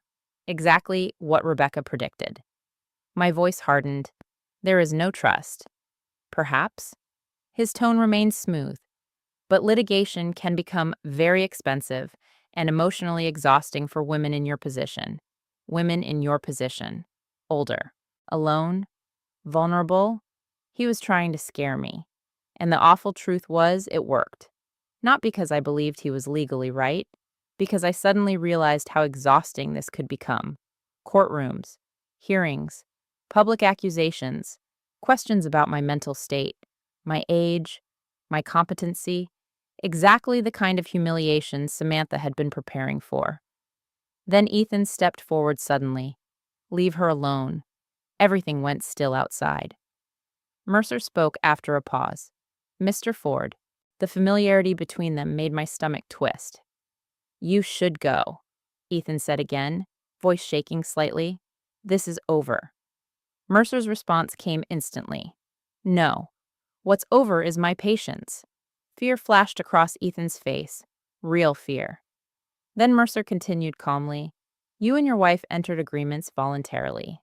I didn't know the paperwork was fake. That sounds like a marital issue. The cruelty of that sentence stunned me. Cold. Efficient. Merciless. Suddenly, Ethan looked smaller somehow. Not because Mercer was loud, because this was the moment Ethan finally realized weakness does not protect you from predators. Predators simply wait until your usefulness changes. Then Mercer spoke directly toward the door again. Mrs. Ford, I believe your daughter-in-law overpromised timelines due to emotional stress. That can still be corrected. I almost laughed at the audacity. Corrected. As if my home were simply delayed paperwork. Before I could answer, headlights suddenly swept across the driveway again. Another vehicle, then another. Mercer fell silent outside. Relief flooded through me instantly when I recognized Rebecca's silver SUV pulling in beside the cottage. Two men in suits stepped out behind her. Legal associates. Rebecca exited last. Sharp gray coat. Expression like ice. I had never loved another human being more in that moment. Mercer spoke first once she approached. Counsel. Rebecca didn't slow her stride. Mr. Mercer. The air outside felt electrically tense now. Rebecca stopped beside the porch steps and looked directly at the closed front door. Vicki, stay inside. Rebecca inside. The command in her voice startled even me. Then she turned toward Mercer fully. I assume you understand. You are currently standing on private property attempting to pressure a 68-year-old woman regarding disputed fraudulent filings. Mercer remained maddeningly calm. I'm attempting to avoid unnecessary litigation. No, Rebecca said coldly. You're attempting to salvage leverage before criminal investigators become involved. Silence. Beautiful silence. Because for the first time since this nightmare began, someone else finally sounded stronger than the people trying to intimidate me. Mercer's tone cooled slightly. You're escalating this unnecessarily." Rebecca smiled without warmth. "Oh, I assure you, Mr. Mercer." She took one deliberate step closer. "We haven't even started escalating yet." The ocean crashed violently behind the house. Wind whipped across the porch. And standing there, listening through the front door, I realized something important. For days I had been afraid of losing my home, afraid of losing my son completely, afraid of powerful people and legal documents and lies. But fear changes once someone finally stands beside you. And for the first time since Samantha knocked on my door 6 years after destroying my family, I no longer felt alone. Daniel Mercer finally left 20 minutes later. Not because he wanted to, because Rebecca Hayes made it painfully clear that staying any longer would create legal consequences he did not want attached to his name. I watched through the front window as his dark SUV disappeared down the coastal road into the night. Only after the headlights vanished completely did I realize how badly my hands were shaking. Rebecca entered the house immediately afterward with her 2 associates. One of them quietly checked the locks, while the other began reviewing paperwork spread across my dining table. The entire situation suddenly felt terrifyingly real. Not family drama anymore. Not misunderstandings. Legal strategy. Potential criminal investigations. Predatory lenders. And somehow, in the middle of all of it, my son sat silently at my kitchen table, looking like a man watching his own life collapse in slow motion. Rebecca removed her coat calmly and turned toward Ethan. "We need complete honesty now." He nodded weakly. "No more protecting Samantha," she continued. "No more partial truths. If you withhold information that affects Vicky's legal position, you could unintentionally expose yourself further." The word "further" made him flinch. Good. Maybe fear was finally forcing him awake. Rebecca sat across from him and opened a yellow legal pad. "Start from the beginning." Ethan rubbed both hands together nervously. "It started after I lost my job." Rebecca nodded once. "We know that part. At first, Samantha just wanted loans, traditional refinancing, debt consolidation." He swallowed hard. "Then our applications started getting denied." "Because of spending?" Rebecca asked. He looked ashamed. "Yes." I stayed silent while he spoke, partly because I was exhausted, partly because I needed to hear exactly how far this had gone. Ethan continued quietly. "Samantha became obsessed with fixing things quickly. She said banks punish people who hesitate." "That sounds like Mercer's philosophy," Rebecca said coldly. Ethan nodded faintly. "He entered through one of Samantha's business contacts." "How long ago?" "About 10 months?" Rebecca's pen moved steadily across the page. "And when did my client's assets become part of these conversations?" Ethan looked at me briefly, before lowering his eyes again. "Almost immediately." Pain twisted through my chest, despite everything. So even after 6 years of silence, they still viewed me as financial backup, waiting somewhere in the distance. Rebecca's voice sharpened. "Did Samantha explicitly tell Mercer the beach house belonged to you?" "No," Ethan said quickly. "Not exactly." "Explain exactly." Ethan exhaled shakily. "She said Mom intended to transfer the property eventually as part of family inheritance planning." Inheritance planning. I almost laughed. The manipulation sounded so polished when phrased that way. Rebecca didn't look impressed, and Mercer accepted that. At first, yes. Then Ethan hesitated. Rebecca noticed immediately. What changed? His face paled. He wanted documentation. Silence filled the room. Rebecca leaned back slowly, and Samantha provided forged trust records. Ethan nodded once. The tiny movement somehow felt devastating, because hearing it spoken plainly removed every remaining illusion. My daughter-in-law had built a fraud operation around my life. Rebecca's expression hardened. "Did you ever physically see Vicki sign anything no? Did Samantha ask you to know?" That answer came instantly. Truthful. Rebecca noticed too. Then she asked the question that mattered most. "When did you realize the documents were fake?" Ethan looked trapped. Finally, very quietly, he answered, About 3 weeks ago. My stomach dropped. 3 weeks. He knew for 3 weeks. I stood abruptly from my chair. You knew. My voice shook. You knew she forged documents and you said nothing to me? Mom.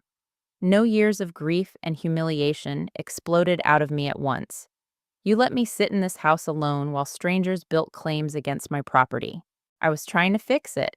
You should have warned me. His face crumpled. I know. No, Ethan, I said through tears. You don't. The room went painfully silent. Rebecca didn't interrupt. Neither did her associates. Because sometimes truth must fully land before anything can heal. I looked at my son, really looked at him. And suddenly, I saw the terrible pattern clearly. Ethan spent his whole life avoiding conflict. As a child, it made him gentle. As a husband, it made him dangerous. Because weak men often mistake silence for kindness. Meanwhile, damage spreads around them unchecked. I thought she could undo it before things got worse, he whispered. I laughed bitterly through tears. Things got worse the moment she touched my signature. Shame flooded his face completely.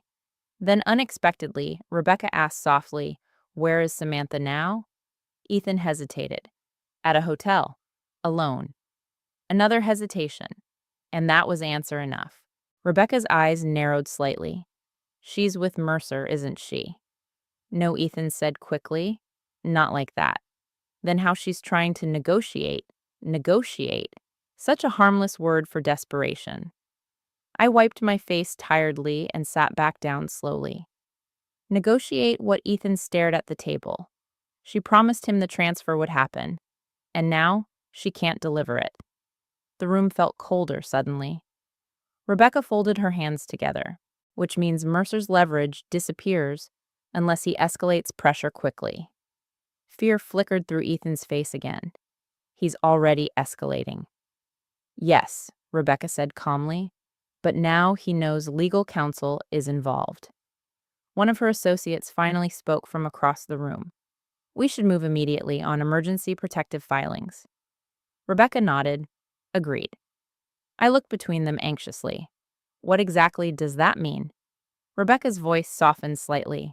It means we formally establish that the trust documents are fraudulent, that your signature was forged, and that any attempt to pressure or intimidate you regarding property transfer constitutes potential elder financial abuse.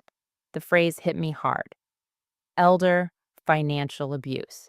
I hated how clinical it sounded, as if reducing betrayal to paperwork somehow made it less painful. Then Ethan suddenly spoke again. There's something else.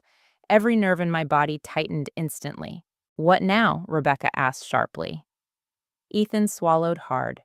Samantha recorded conversations with Mom. My blood ran cold. What she said, it was for documentation purposes. Rebecca's entire posture changed. What kind of conversations? Old voicemails? Phone calls from years ago? Anything where Mom sounded emotional or confused? I stared at him in horror. She was collecting evidence. Rebecca's voice turned icy, of diminished competency. Claire's words echoed inside my mind again. Grandma Vicki is confused now. I suddenly felt sick. This wasn't impulsive desperation. This was methodical, careful. Layer by layer, Samantha had been building a legal narrative around me for years. An aging widow, emotionally unstable after losing her husband, living alone, making irrational financial decisions. Exactly the kind of story predatory people weaponize. Then Ethan said the sentence that finally shattered whatever remained of his denial. She told me older people shouldn't control large assets alone. Silence. Heavy. Ugly. I slowly looked at my son. And you didn't hear how monstrous that sounded. Tears filled his eyes instantly. I hear it now. Too late. God, too late. Then Rebecca stood abruptly. We're done waiting. Her tone startled everyone in the room. She gathered several documents together quickly. I'm filing emergency motions first thing tomorrow morning. Fraud notifications go to county offices tonight. Mercer gets formal legal warning by sunrise. For the first time all evening, I saw genuine fear flicker across Ethan's face. What happens to Samantha? Rebecca looked at him steadily. That depends how cooperative she becomes. Cooperative, the polite legal word for confessing. Then she turned toward me gently. Vicki, I need you prepared for something difficult. What? There's a strong possibility Samantha will try emotional manipulation next. I laughed softly, without humor. She's been doing that for years. No, Rebecca said quietly. I mean panic-level manipulation. The distinction chilled me immediately. Then, as if summoned by those exact words, Ethan's phone buzzed loudly on the kitchen table. Samantha. Her name glowed across the screen. Ethan stared at it like it might explode. Rebecca looked directly at him. Answer it. Ethan stared at his phone like it was a venomous snake. Samantha's name continued glowing across the screen. Calling, calling, calling. Rebecca folded her arms. Answer it. His hands shook slightly as he picked up the phone. Then he looked at me. Not for permission, for courage. I gave neither. I simply watched. Because for years, Ethan had allowed Samantha to control every difficult conversation while he stood quietly beside her, pretending silence was neutrality. Now there was nowhere left to hide. He answered on speaker. Samantha. The relief in her voice came instantly. Ethan, thank God. Where are you, at Mom's? Silence exploded across the line. Then came sharp breathing. What, I'm at Mom's house? Her tone changed immediately. Cold. Dangerously controlled. You need to leave. Rebecca mouthed one word silently. Continue. Ethan swallowed hard. No. Another silence. Then Samantha laughed softly. But there was no warmth in it. So that's what this is, she said quietly. You finally decided to turn against me. Ethan looked shattered already. I'm not turning against you. You already did. I listened carefully to her voice. No apology, no remorse, only strategy. Even now, with everything collapsing, Samantha still spoke like someone negotiating territory instead of confronting the destruction of her family. Then Samantha asked the question that revealed exactly what mattered most to her. Who else is there? Rebecca leaned slightly toward Ethan and whispered, Tell her. My mother's attorney. The silence afterwards stretched long and ugly. When Samantha finally spoke again, her voice sounded smaller, fearful. For the first time since this nightmare began, I heard genuine fear underneath her composure. You involved lawyers? Rebecca rolled her eyes slightly at that, as if legal representation were somehow the betrayal here. Ethan's voice strengthened a little. You forged documents, Samantha. Immediately, she snapped back. I did that for us. Not denial. Justification. Rebecca quietly began taking notes. Ethan looked physically ill. You used Mom's signature. She was going to leave us the property eventually anyway. I closed my eyes briefly. There it was again. That terrifying entitlement. As if my future decisions already belonged to her. Ethan's voice cracked. You tried to make our children believe my mother was mentally unstable. She is emotionally unstable. Rebecca suddenly spoke loudly enough for Samantha to hear. This call is now being documented. Silence. Then Samantha inhaled sharply. Rebecca Hayes. Yes. Another long pause followed. When Samantha spoke again, her voice sounded carefully measured now. I think there's been confusion. Rebecca laughed once. Cold. Disbelieving. You forged trust documents while Mrs. Ford was hospitalized after surgery. I was under extreme stress. That's not a legal defense. Ethan lowered his head into his hands, listening to his marriage collapse in real time. Then Samantha said something unexpected. Daniel Mercer pressured me. Rebecca's eyes narrowed instantly. Interesting. Not denial anymore. Shifting blame. He threatened me, Samantha continued quickly. You don't understand how these people operate. But Rebecca remained unmoved. You contacted him first. Silence. Then Samantha whispered, I was trying to save my family. For one dangerous moment, pity almost surfaced inside me. because desperation can drive people into terrible choices. Then I remembered Claire's frightened voice asking if I was really sick, and the pity vanished. Saving your family does not require destroying someone else's reality. Rebecca's tone sharpened. You manipulated your children psychologically to support a future competency challenge against Mrs. Ford. That's ridiculous. We have witness statements. Samantha's breathing became uneven. You talked to Claire. There it was, not concern for her daughter, concern about exposure. Ethan finally looked up sharply. She's terrified of you. That landed. Hard. Because for the first time all night, Samantha sounded emotional in a way that didn't feel calculated. She should be terrified, Samantha suddenly shouted. Everything is falling apart. The outburst startled everyone. Then years of pressure seemed to explode out of her all at once. You think I wanted this? You think I wanted debt collectors calling nonstop? You think I wanted foreclosure notices sitting on our kitchen counter? Ethan stared at the phone silently. Samantha continued, voice shaking now. I tried everything, banks wouldn't help us. Nobody would help us. I finally spoke. You never asked for help. You demanded ownership. Silence instantly. Then Samantha whispered bitterly, because asking never works. The sentence lingered heavily in the room, painfully honest. And suddenly, I glimpsed something ugly beneath everything else. Samantha had spent years viewing the world as survival. Control or be controlled. Take before someone takes from you. Maybe she truly believed that. Maybe she convinced herself she had no other choice. But belief does not erase damage, Rebecca interrupted coldly. You still committed fraud. And what happens now? Samantha snapped. You destroy my children's lives over paperwork. Amazing how small people make betrayal sound when consequences arrive. Ethan finally spoke with unexpected firmness. You destroyed this. Silence. Real silence this time. Because I think Samantha genuinely never expected Ethan to say that aloud. Not to her, not publicly, not with witnesses listening. When she spoke again, her voice sounded dangerously calm. You're choosing her over me. Ethan closed his eyes painfully. No, he whispered. I'm choosing reality. That sentence changed something. I felt it immediately. Years too late, but still real.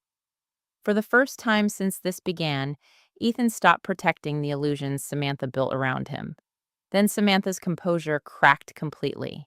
You weak coward, she hissed. You let me carry everything alone while you hid behind me. Ethan looked stunned. Rebecca quietly motioned for one associate to continue recording notes. Samantha kept going now, unable to stop. I handled every bill, every problem, every disaster, and now suddenly you grow a conscience. Her breathing shook harshly through the phone. You think your mother would have helped us willingly? She cared more about that stupid beach cottage than her own grandchildren. That sentence finally did it. Something inside Ethan hardened visibly. Not loudly, quietly. The way exhausted people finally break after years of pressure. You used our daughter, he said softly. Samantha froze. Even through the phone, I could feel it. She called Grandma because she's scared of you, Ethan continued. No, she isn't. She thought Grandma was sick because of the lies you told. Silence. Then Samantha whispered something so quietly I almost didn't hear it. I was trying to build a case. The room went completely still. Even Rebecca stopped writing for a second. Because there it was, not implication, not suspicion, confession. Samantha realized her mistake immediately afterward. You recorded that, she asked sharply. Rebecca answered calmly. Yes. Another silence. Then Samantha laughed once, broken, hopeless. And suddenly she sounded less like a manipulative mastermind and more like a woman standing inside the ruins of her own decisions. It's over, then she whispered. Nobody answered, because there was nothing left to say. Finally, Samantha spoke again, but this time not to Ethan, to me. Vicki. I gripped the edge of the table tightly. Yes. Her voice trembled. Not polished anymore. Not strategic. Just tired. I did love your son. Tears burned unexpectedly behind my eyes, because somehow that made everything sadder. Not easier, not forgivable, just sadder. Then she added quietly, but I was never going to let my children become poor. The line disconnected. Silence swallowed the room. Ethan sat frozen at the kitchen table, staring at his phone long after the call ended. Then slowly, my son began to cry. Not dramatic sobbing. The quiet, devastated crying of a man finally forced to face the truth about the life he allowed to happen around him. And sitting there watching him break apart, I realized something painful. Samantha may have forged the documents, but Ethan's weakness gave her room to build the entire disaster. 3 months later, Ethan stood beside me in a courthouse hallway, holding a cup of coffee he hadn't touched. He looked thinner, quieter, like life had stripped away every illusion he once used to hide inside. Outside the courtroom, windows' rain slid slowly down the glass in soft gray streaks. The entire morning felt heavy with endings. Rebecca stood nearby reviewing final paperwork while attorneys moved in and out of conference rooms, carrying folders thick with financial records, fraud investigations, forensic accounting, property filings, the machinery of consequences. I never imagined my life would end up here at 68 years old, fighting legal battles against my own family. But betrayal changes your understanding of what survival looks like. Sometimes survival means refusing to surrender your peace simply because someone shares your last name. Ethan cleared his throat quietly beside me. Mom? I looked at him. His eyes were red from lack of sleep. He barely looked like the confident young man who once defended Samantha against me at my dining room table years earlier. What is it I'm testifying today? Not a question. A confession. I nodded once. I know.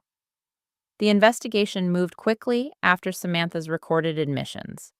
Rebecca filed emergency fraud motions immediately, and once county officials began reviewing the forged trust filings, the entire structure started collapsing. Daniel Mercer withdrew fast. Men like him survive by avoiding direct legal exposure whenever possible. The moment criminal liability became likely, he disappeared behind attorneys and denials. But Samantha couldn't disappear. Too many records existed now. Too many signatures. Too many lies layered over years. Ethan stared at the courtroom doors for a long moment. I still can't believe this happened, I answered honestly. I can. That hurt him. Good. Some pain needs to be felt fully before growth becomes possible. He lowered his eyes. I kept telling myself things weren't as bad as they looked. That's what weak people do when reality scares them. The words came out harsher than I intended, but they were true. Ethan nodded slowly. You're right.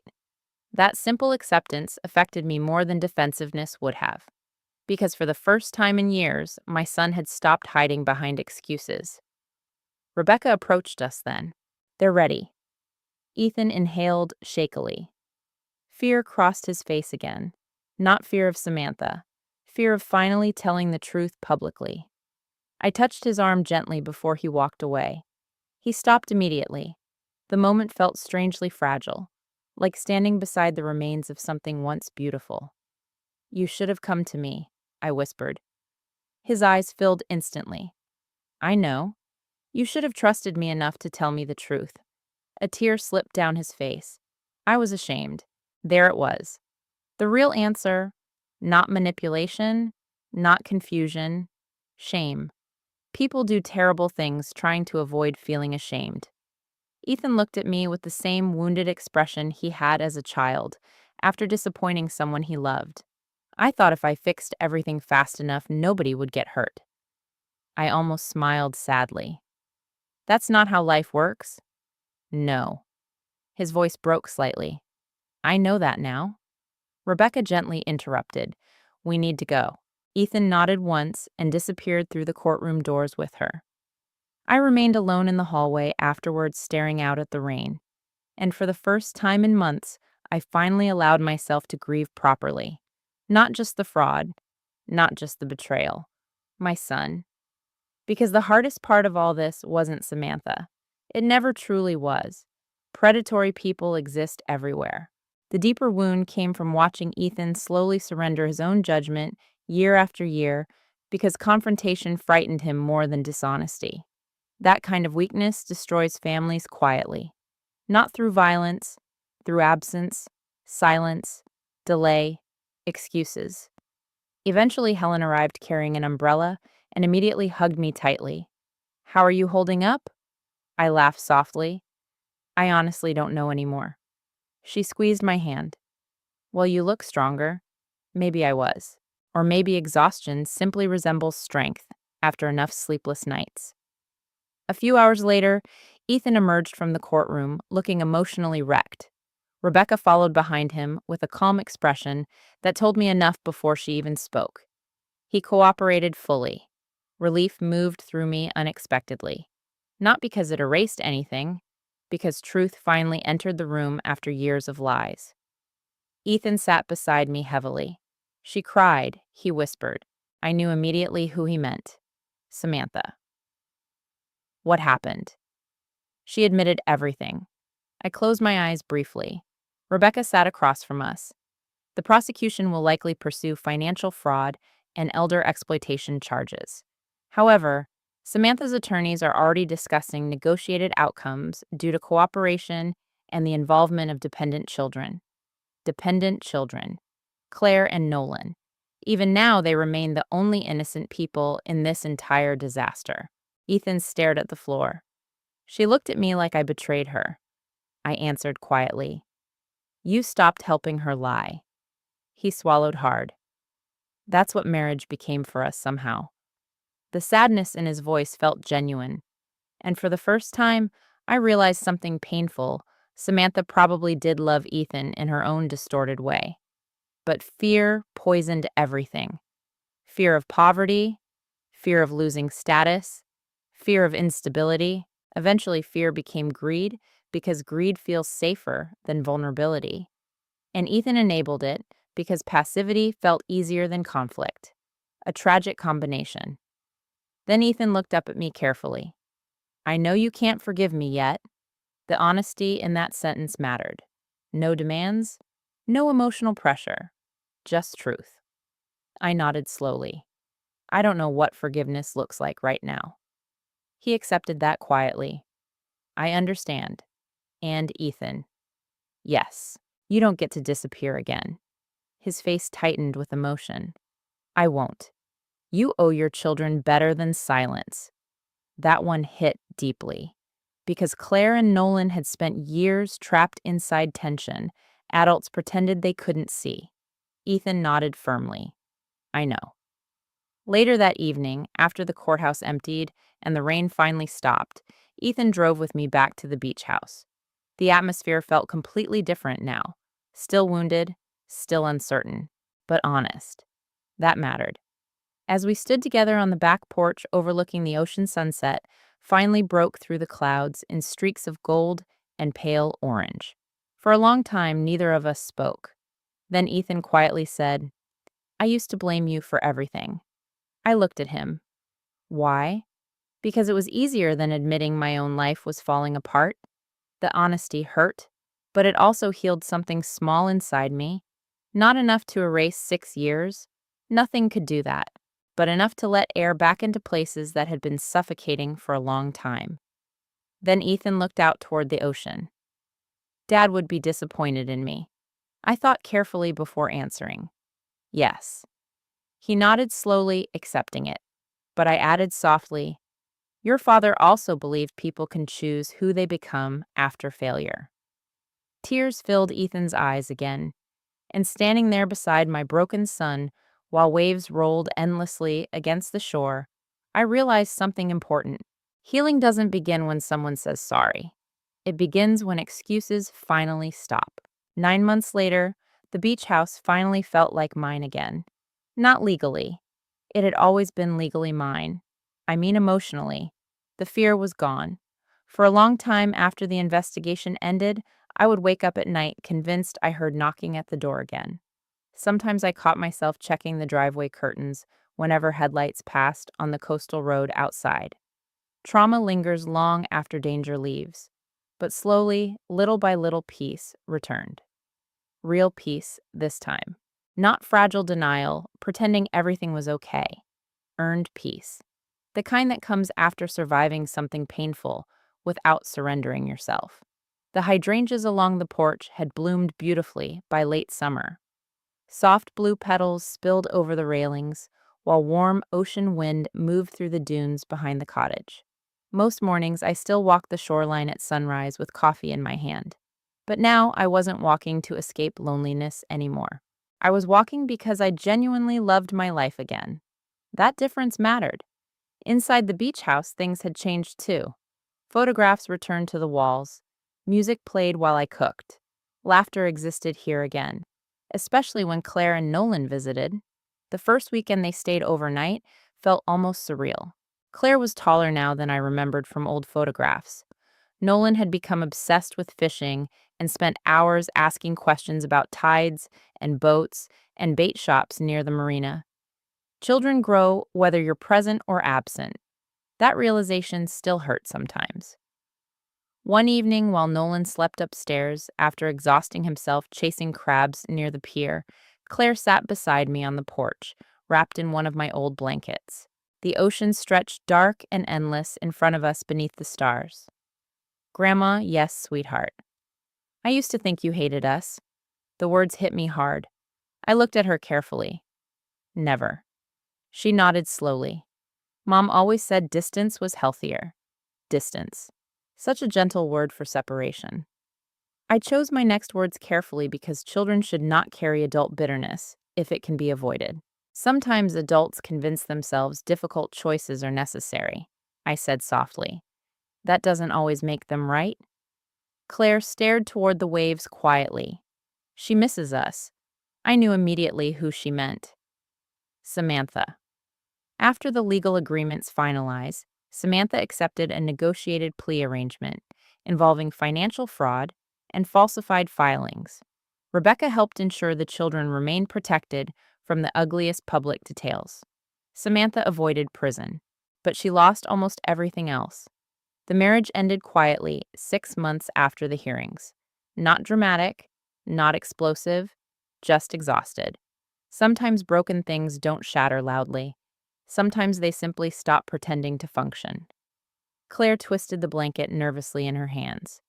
Do you hate her? I thought about that question honestly. The younger version of me probably would have answered differently. But pain changes your understanding of people. I think your mother became consumed by fear, I said finally. Claire looked surprised. Fear, yes? Mom never seemed scared? That's because some people hide fear inside control.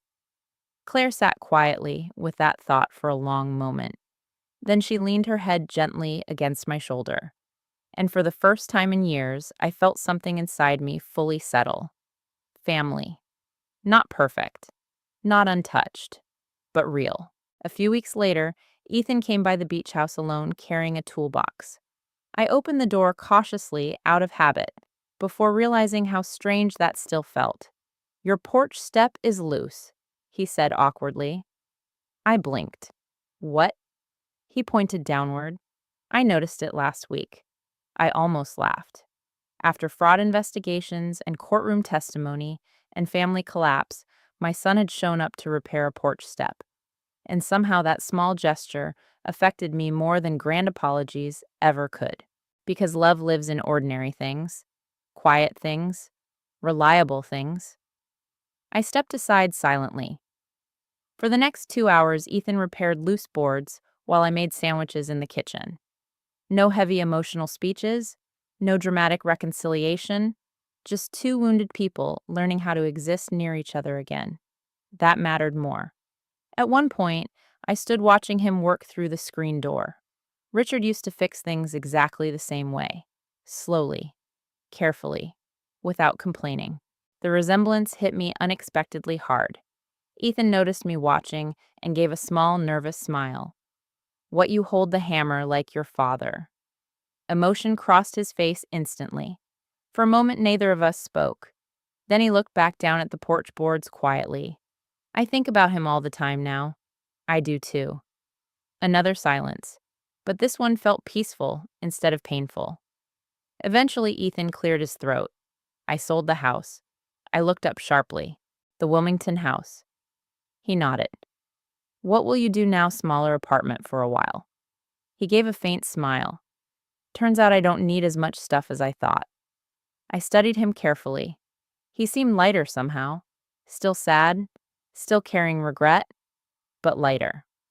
Like someone finally living inside truth instead of performance. Then Ethan said something that stayed with me long afterward. I spent years thinking security came from owning things. He tightened one final screw carefully into the porch step. But security actually comes from knowing who you are when everything falls apart. I felt tears sting unexpectedly behind my eyes. Because growth often sounds simple after suffering teaches it to you. That evening after Ethan left, I walked alone down to the shoreline. The sky glowed orange and lavender above the Atlantic, while waves rolled endlessly toward land. The ocean had witnessed everything. My loneliness, my fear, my anger, my healing. I stood there barefoot in the cool sand, thinking about how close I came to losing this peaceful little life. Not because strangers attacked me, because people I loved slowly convinced themselves my boundaries were obstacles instead of protections. That realization changed me forever. I still loved my son. I probably always would. But love no longer meant surrender. Love no longer meant allowing guilt to erase my own safety. And strangely enough, once I learned that lesson, real healing finally became possible. The wind moved gently through my silver hair while the sun disappeared beneath the horizon. And for the first time in many years, I didn't feel abandoned. I felt free. After everything that happened, I learned a lesson. I wish more people understood before pain forces them to learn it the hard way. Love without boundaries becomes permission. For years, I believed being a good mother meant sacrificing endlessly, staying quiet to avoid conflict, and forgiving people before they truly change. But sometimes protecting your peace is not cruelty, it's wisdom. Family should never treat your kindness like an unlimited resource. And fear, especially fear about money, status, or security, can slowly turn people into strangers if they stop valuing honesty over control. What happened to my family broke my heart, but it also taught me something beautiful. Healing begins the moment truth enters the room. Not excuses, not manipulation, truth. Ethan and I may never recover the 6 years we lost. Some wounds leave permanent scars, but today we speak honestly. My grandchildren know they are loved, and the beach house that once became the center of betrayal eventually became a place of healing instead. If this story touched your heart, I'd truly love to hear your thoughts in the comments. Have you ever had to choose between protecting your peace and protecting family relationships? And what would you have done in my position? Don't forget to like and subscribe if you enjoy emotional family stories like this one. And please tell me where you're watching from and what time it is in your part of the world tonight.